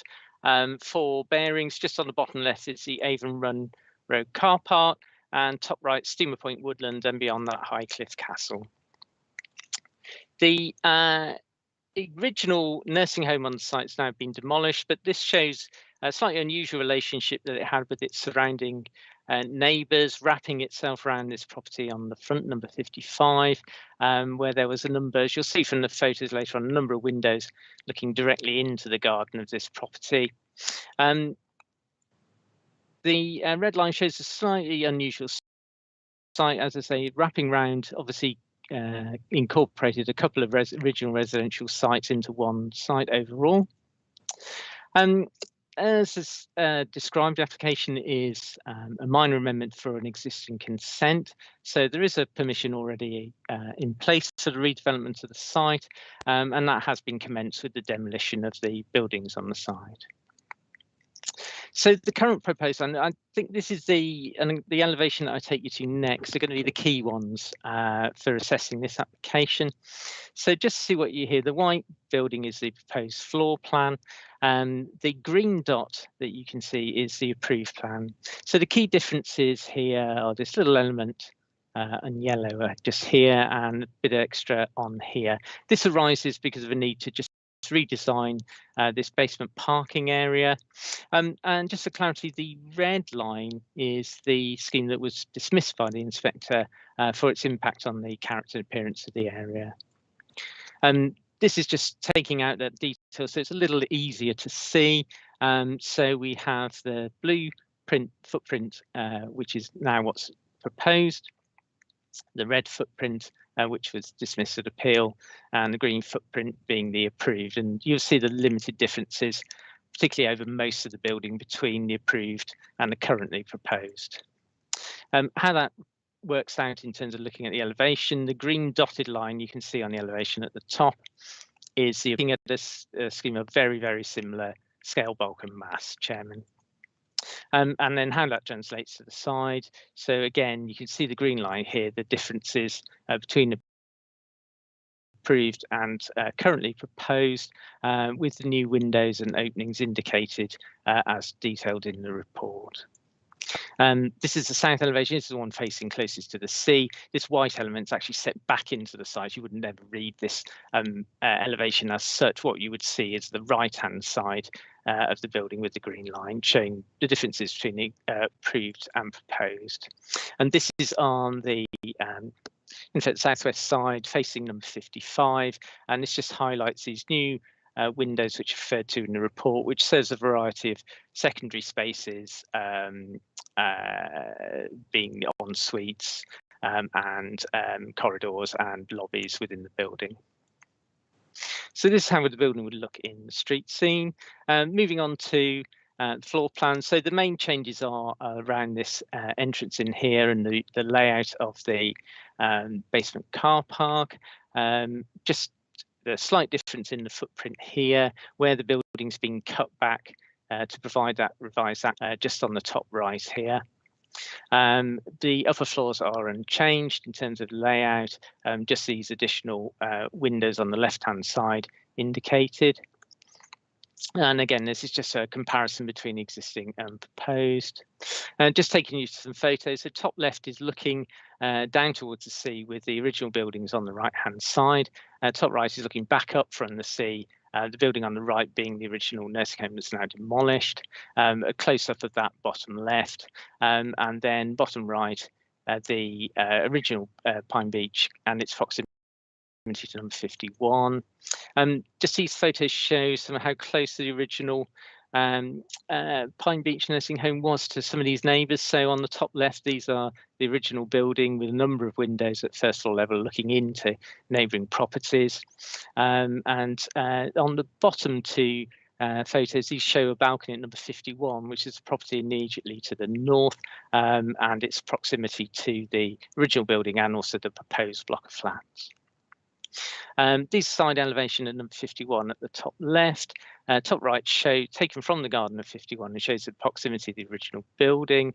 That relationship bottom left of the two buildings from the street, and another key view of the original building looking down into the private amenity space of number 55. Chair, there was a condition I wanted to add to the update. Unfortunately, didn't manage that in time as we were out on the site. But you'll see in the deputation, the neighbour at number 51 raised an issue about obscure glazed window. We're happy to accommodate that and pick that up. And so the wording is given as above, and the window concerned is highlighted in red just here. And we would seek to obscure glaze that window because that room has an attractive aspect out to the west with full glazed doors and will provide adequate light. So, Chair, we're at a position where we feel the differences between the approved and the currently proposed scheme are of such a minor nature that we would really struggle to identify any additional harm from the proposals, and therefore that's why the application is recommended for approval. Thank you, Mr. Hodges. Mr. Please. Thank you, Chair. I've got a deputation from an objector and a deputation from the applicant. Bear with me for just one short moment. So the objector, this is from a Mrs. Pam Bradley, and she's writing on behalf of residents at several addresses in the neighbouring area. And she writes, this planning application is very similar to the previous one, which was refused by this committee in July 2020. In their supporting statement, the applicant has suggested that those determining the previous application misunderstood the plans and made a mistake in refusing it. Southcliffe Road is one of the main roads used by visitors to Friars Cliff, as it has a public car park and leads directly to the cliff top and beach. Number 53 is a corner plot near the cliff top. It was the site of Pine Beach Nursing Home, which has now been demolished. There's a clear building line at this end of Southcliffe Road, which both the nursing home and the approved plans adhered to. These new plans extend the building up to 2 metres beyond it, increase the depth and height of some of the buttresses and add more buttresses. This will increase the bulk and the mass of the building and reduce the area available for landscaping to the detriment of the local area. As well as the enlarged footprint, many more windows have been added and the privacy screens on the balconies have been reduced in size, giving concern to neighbours about overlooking and loss of privacy to both house and garden. The size of the basement bin store has been drastically reduced, and there is concern that this is inadequate and bins will be stored at ground level. The opposite place being next to the ramp, putting the bins immediately below the balcony of number 51. A ventilation system has been added to the basement car park, including a large outlet in the garden. It is unclear whether this will cause a nuisance in terms of noise and or fumes. The applicant claims that these plans are of a minor nature with negligible impact and have been wrongly likened to a previous application that was refused on appeal. These plans only enlarge the ground floor, not all 3 floors, but this is still a significant increase in the footprint of the building, bringing it well beyond the building line. This, together with the other changes, will have a considerable detrimental impact on neighbours and the locality.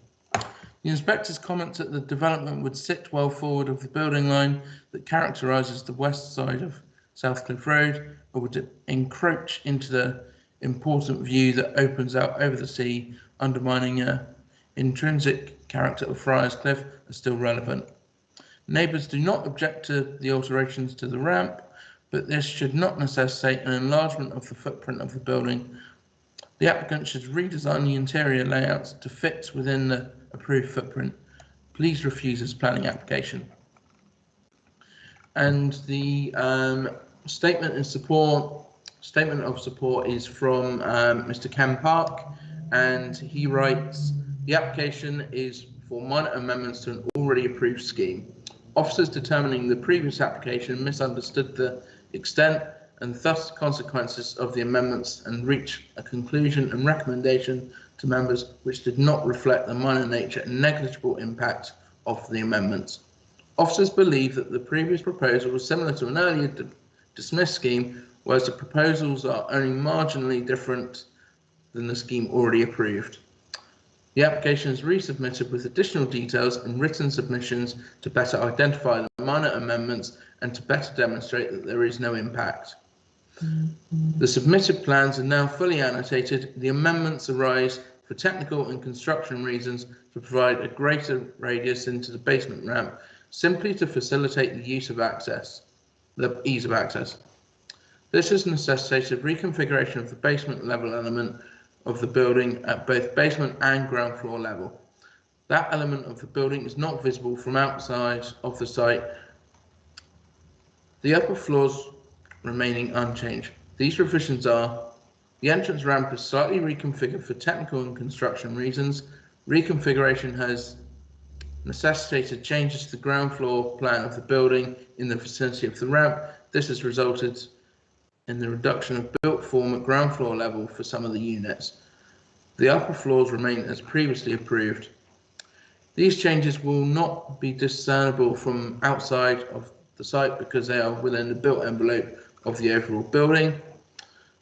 Single-storey projection on northeast elevation presenting towards South Cliff Road. This element is between two existing masonry buttresses and beneath a balcony. The proposals therefore do not step forward of the existing front elevation presentation of the approved building. The addition of the single-storey element is to compensate for the loss of floor space required to facilitate the reconfiguration of the ramp. Overall, this unit will remain of similar size to the approved. The proposals insert a number of obscure glazed windows in the western elevation. The officer report sets out in detail there is no impact. The proposals include the insertion of further buttress features on the ground floor. These features do not add to the overall mass of the building. The features do, however, provide privacy between the ground floor sitting out areas and are similar features to the balcony screens on the upper floors. The site plan illustrates the reduction of the hard standing in the front entrance forecourt area, and the proposed changes are minimal. The officer recommendation is to grant, and the applicants respectfully request members to support that recommendation. Thank you, Mr. Harrod. I believe Councillor Dedman, are you with us? Yes, I am, Chairman. Would you like to speak, Councillor Dedman? Yes, I would. Thank you very much, Chairman, for giving me the chance. Not a problem. Please go ahead. And can I say I've sat through the whole meeting. It's been very, very interesting. Thank you. I'm surprised to hear that Mr. Park says that officers misunderstood the previous application. I don't think they did, but and also the applicant is claiming the changes are not significant, but in my view they are significant, as they were last time. The changes proposed will make the building, which is already very, very large on this corner plot, stand out even more. I mean, more buttresses. It's not going to look good. This will damage the beautiful vista even more. It's certainly not in keeping with the street scene. As I think the previous objector mentioned, it's got a direct view of the Isle of Wight and the Needles. It's famous in the area. And although there are other large buildings in the vicinity, they're not in the line of sight. They're on the other side of the road. Now, I was going to mention the change to windows not now being obscured, but I gather from the officer that they are now being obscured. So I will remove that part of my little objection. But what I am objecting to is the windows which have been added. And I believe the officer mentioned, well, there were already a couple of windows overlooking the house next door, and I can assure everybody that those windows did not overlook. They were in the building, but they were bedrooms, and the occupants were bedridden. This is a whole different scheme. And when you're talking about flats, people often look out of the window. So I think that to say it's much the same as it was is not quite right. So the overlooking problem, I think, will be exacerbated. The other change that I'm worried about, and I know I'm speaking obviously for the residents, is the bin store location, which we now worry will be at floor level simply because there is a change to the underground. And obviously with the bins for 10 flats, you have a problem for noise and smells and vermins, however well managed it is. So I'm very concerned about that on behalf of those residents. The other point that I would make, which has already been made, is that this ventilation unit, which is, we have not as yet had a satisfactory response to say that there will be no noise and no pollution from it. And so I think, Chairman, I won't go on because I think obviously it needs good discussion from the committee, but I think we can say these are not trivial points, and also that it wasn't misunderstood last time it was refused, it was understood. So yes, I would like on behalf of the residents to ask that it be refused. Thank you, Chairman. Thank you, Councillor Devon, much appreciated. Mr. Hodges, is there anything you would like to come back on anything you have heard in the deputations? No, thank you, Chair, not at the moment. Thank you. Councillor Hilliard, you have the first person to raise your hand on this one. Thank you, Chairman. Just coming in with questions first before I start a debate about it. Yep. The set of the application talks about variation of condition 2. It goes on about reconfiguration of this, changes to that, additions of 16 windows, reduction of hard stand. Just the officer can confirm what is a definition of minimal minor amendments, because this doesn't sound minor in a lot of ways. And then the second question was about the buttresses, because obviously when we saw the previous application, which was refused in the 2nd of July, the officer report was heavily focusing on the building line, and even the report before us now, I think section 76, it confirms there is a increase to the bulk of mass, and that was the main reason for the rejection in July. So if the officer could just come back on why he thinks additional buttresses going out, increasing the footprint, doesn't impinge on the building line. Thank you. Mr. Hodges. Thank you, Chairman. Yes, just to pick up the first point about changes to a scheme after its approval. And in fact, there's a two-tier approach within the system. So you can have a non-material amendment, which is a streamlined process whereby if the changes are not material, they can be dealt with under a quick process in which there's no requirement for publicity or engagement and consultation. The changes in the scheme go beyond what could be dealt with as a non-material amendment. They are, in this case, a material amendment. Now, the government provides lots of advice about what can be done within the scope of the amendment. The purpose of having a plans condition is that a scheme can be amended in this way during the course of the scheme or its life or its development, where that's within the scope of the original consent. So where we're still at a scheme which is 10 units, it's a 3-storey building, has basement parking, it's still in effect largely the same footprint, then we're satisfied that the proposed amendments before you today comfortably fall within what can be done under a minor amendment by varying condition to the approved plans. In terms of the issue about the buttresses and the impact on the street scene and the building line, just the key area is this little yellow identified hatched area here. It does actually sit between two buttresses on the building. our view is that overall the impact of that limited element sitting between the buttresses on the wider scheme and the street scene as a whole is sufficiently limited that does not give us cause for concern or a reason for refusal in this particular instance.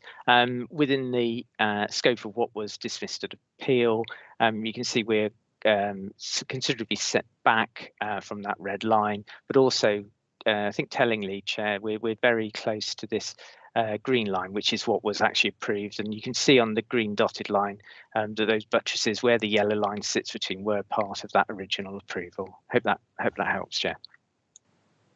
Thank you, Mr. Hodges. Members, is there anyone wishing to speak? I have no one else indicating at this moment in time that I can see. Yeah. Thank you, Chairman. I don't think it's an insignificant change. The bit highlighted in yellow puts the outline of the building back onto the refused line. So obviously that will have more of an impact on the street scene.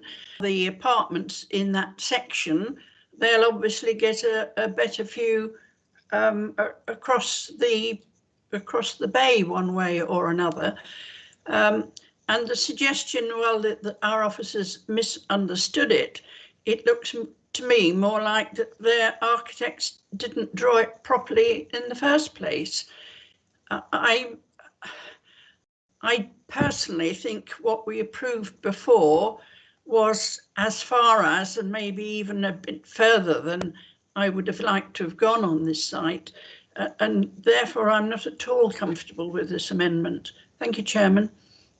Thank you, Councillor Stribley. Councillor Hilliard, I'm sorry, I forgot to come back to you after Mr. Hodges had spoken. So would you like to come back in now? No, that was fine, Chairman.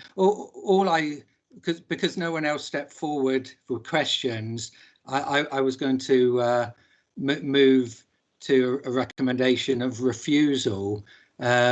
Basically, as I said, the report, section 76, confirms there is an increase in bulk and mass.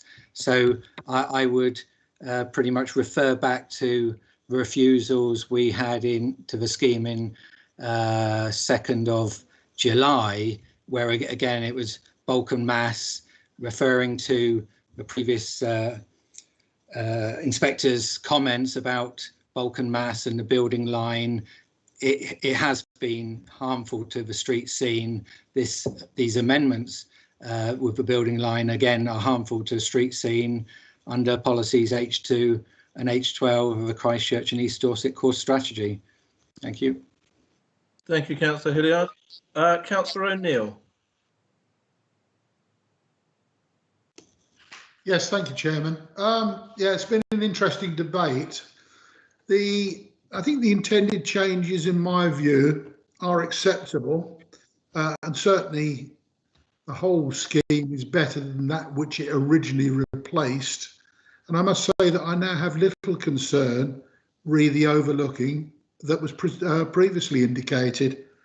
I do have some understanding of the improvements or changes that have been requested by the developer, and I must say that I'm not persuaded otherwise, but to support the application at this juncture. Thank you.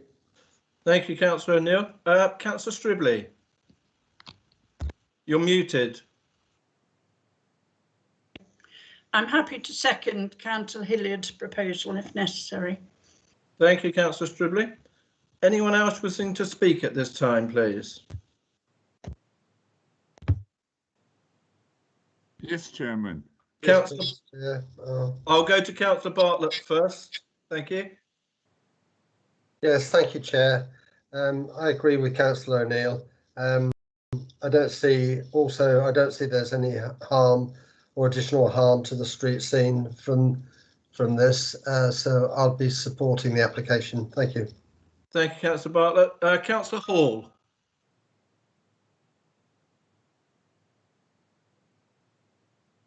Councillor Hall. I'm on now. Sorry, Chairman. I'm happy to support refusal. Thank you. Because I think the building line is important. Thank you, Councillor Hall. Anyone else wishing to speak before I go to a vote on the move to refuse this application at the moment? I will indicate that I will not support that refusal. I think the amendments that have been made have been carefully considered by the planning officers, and I would recommend that we actually accept this one. Before we move to the vote, could I ask for Mr. Hodges to come in, please? Yes, thank you, Chair. I think I clearly understood Councillor Hilliard's reason for refusal. I just wanted to confirm it was about the detrimental impact of the changes on the character and appearance of the area, and no other reasons in respect of the parking or neighbours' living conditions, but about the impact on the character and appearance of the area. That was because that was what was referred to by the chairman and by our previous refusal in July. Now, as we've heard, there will be detriment to neighbours' amenities with the smaller bin store, that it won't be able to cope with residents. So there will be, we will see, as either the objector said or my fellow ward councillor said, we will find that the bins do move up the slope and they will be near to number 51, and the noise and the smell will affect them, and similarly some additional windows added to the north side and also to the west side, I believe, will affect some neighbours as well. So it is neighbour amenities as well. Thank you very much, Councillor Hilliard. Are you okay with that, Mr. Hodges? Yes, sorry, Chair. Sorry to just labour the point. That initially I was imagining the members were voting purely on a character and appearance area. I'm now understanding that it's a neighbour amenity living conditions reason as well. I'd just like to confirm, and so is that in relation to the bin storage facilities, potential loss of privacy? Would that be correct, Councillor Hilliard? That's correct. Thank you. Thank you, Chairman. Thank you, and thank you, Councillor Hilliard, for clarifying that. So we have a move to refuse this application. I will again go through the names, calling out if you are for refusal or against, please. And I will start. Councillor McCormack. For. Councillor Barron. For. Councillor Bartlett. Against. Councillor Councillor Borthwick has left the meeting. Councillor Bull has left the meeting. Councillor Davies. For. Councillor Decent. Councillor Decent. I will come back to him. Councillor Dion. Against. Councillor Hall. For. Councillor Hilliard. For. Councillor Johnson. Against. Councillor Marion Lepedevin. Against. Councillor O'Neill.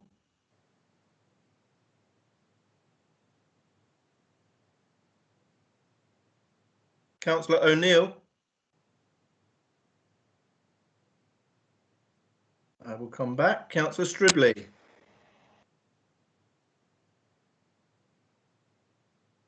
Councillor Stribley. We seem to have lost. Sorry, connection. Chairman, for. I will go back. Councillor O'Neill.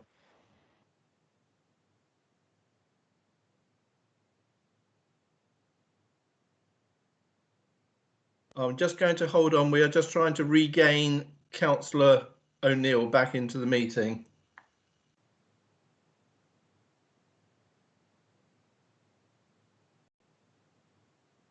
Before I do that, who else is not? Councillor Borthwick, not here. Myself, I will be against this refusal. Councillor Decent, are you back in? Yep. Are you for the refusal or against, please? Again. Thank you, Councillor Decent. Do we have any news on Councillor O'Neill?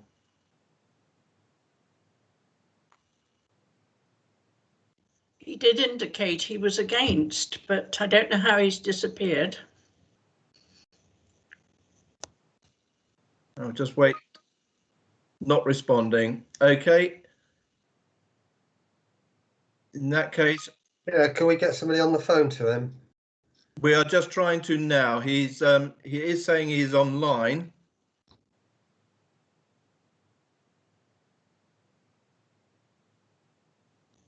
I've sent him a message, Chairman.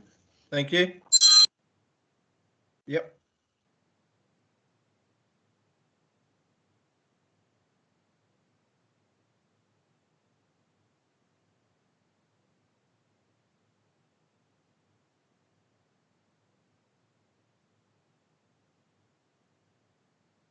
I apologise for this delay, folks.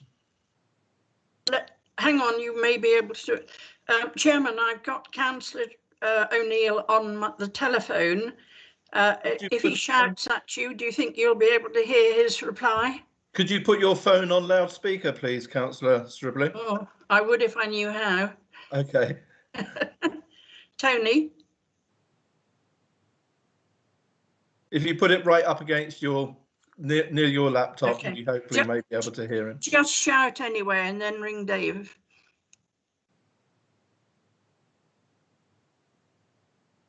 He's No. for the application, he's saying, so he's against the vote. Okay. Thank you very much. I will speak to Democratic to see what their considerations are of that as a voting matter. Mr. Harrod, what would your thoughts be, or Mr. Robert, what would your thoughts be on that? I think without it having been heard audibly, I would be reluctant to accept any form of a vote. I'm not sure how Mr. Firth feels, but I'm uneasy. Yeah, I would. Yeah, Chairman. I mean, whilst I certainly don't doubt what Councillor Stibley just said, I think if we could facilitate being able to hear, because I assume, first of all, I should say, I assume the councillor has heard everything and has been actively online, because that's the impression I've got from the messages I've been seeing. So there must be something wrong with his audible element. I don't know, Chairman, if he could contact, or Chris could perhaps contact him directly and see if we can have an audibility, if he can put him online and give him some way of hearing it. Yeah, it would also be interesting to know how much of the meeting that he actually heard. I'll just call a quick adjournment just for a couple. That's what I was going to suggest, Chairman. Perhaps 5 minutes. Adjournment while we try to recall him back to the meeting. Can we have 5 minutes, Chairman? That would be sensible. We can indeed, certainly. Thank you, everyone. I apologise for this delay.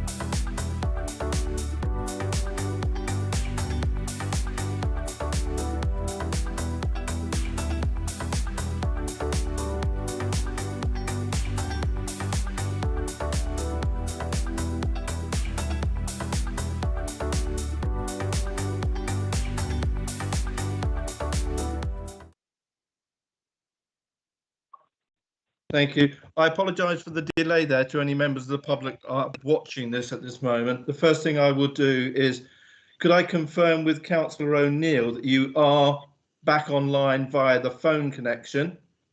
Yes. And could I confirm that you heard the entirety of the application hearing? I did in full.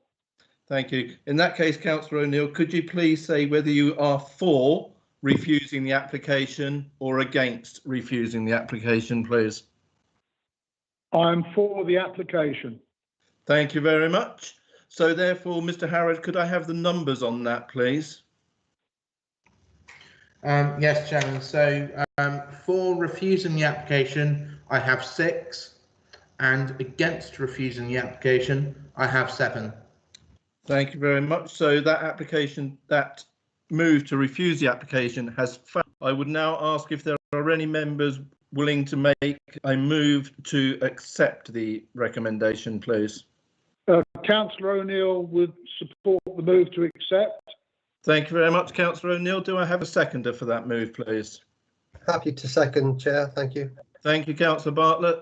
Therefore, I will now move straight to the move again by Councillor O'Neill to accept, Councillor Bartlett to second, and again I will call all names in order.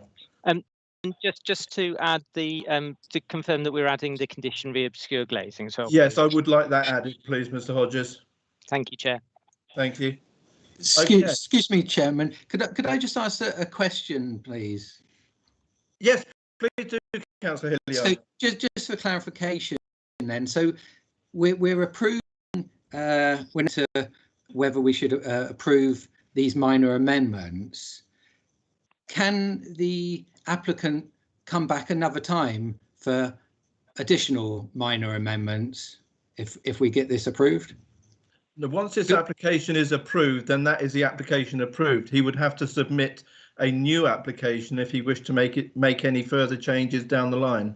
Okay, well, thanks for clarifying that, because obviously residents' point of view, they've seen a lot of applications on this site which seem to be piecemeal, so that they wouldn't want to see addition. Thank you. The approval we are going for now is for what is in front of us today. It is the presentation that Mr. Hodges has given to us. If after this he wishes to make any further amendments, he will need to do that via a planning application in the future. That's clear. Thank you. Okay, thank you very much. Councillor McCormack. Against. Councillor Barron. Against. Councillor Bartlett. For. Councillor Davies. For. Councillor Decent. For. Councillor Dion. For. Councillor Hall. Against. Councillor Hilliard. Against. Councillor Johnson. For. Councillor Lepedevin. For. Councillor O'Neill. For. And Councillor Stribley. Sorry, Chairman, for. Thank you, Councillor Stribley, and myself also for. Mr. Harrod, could I have the numbers, please?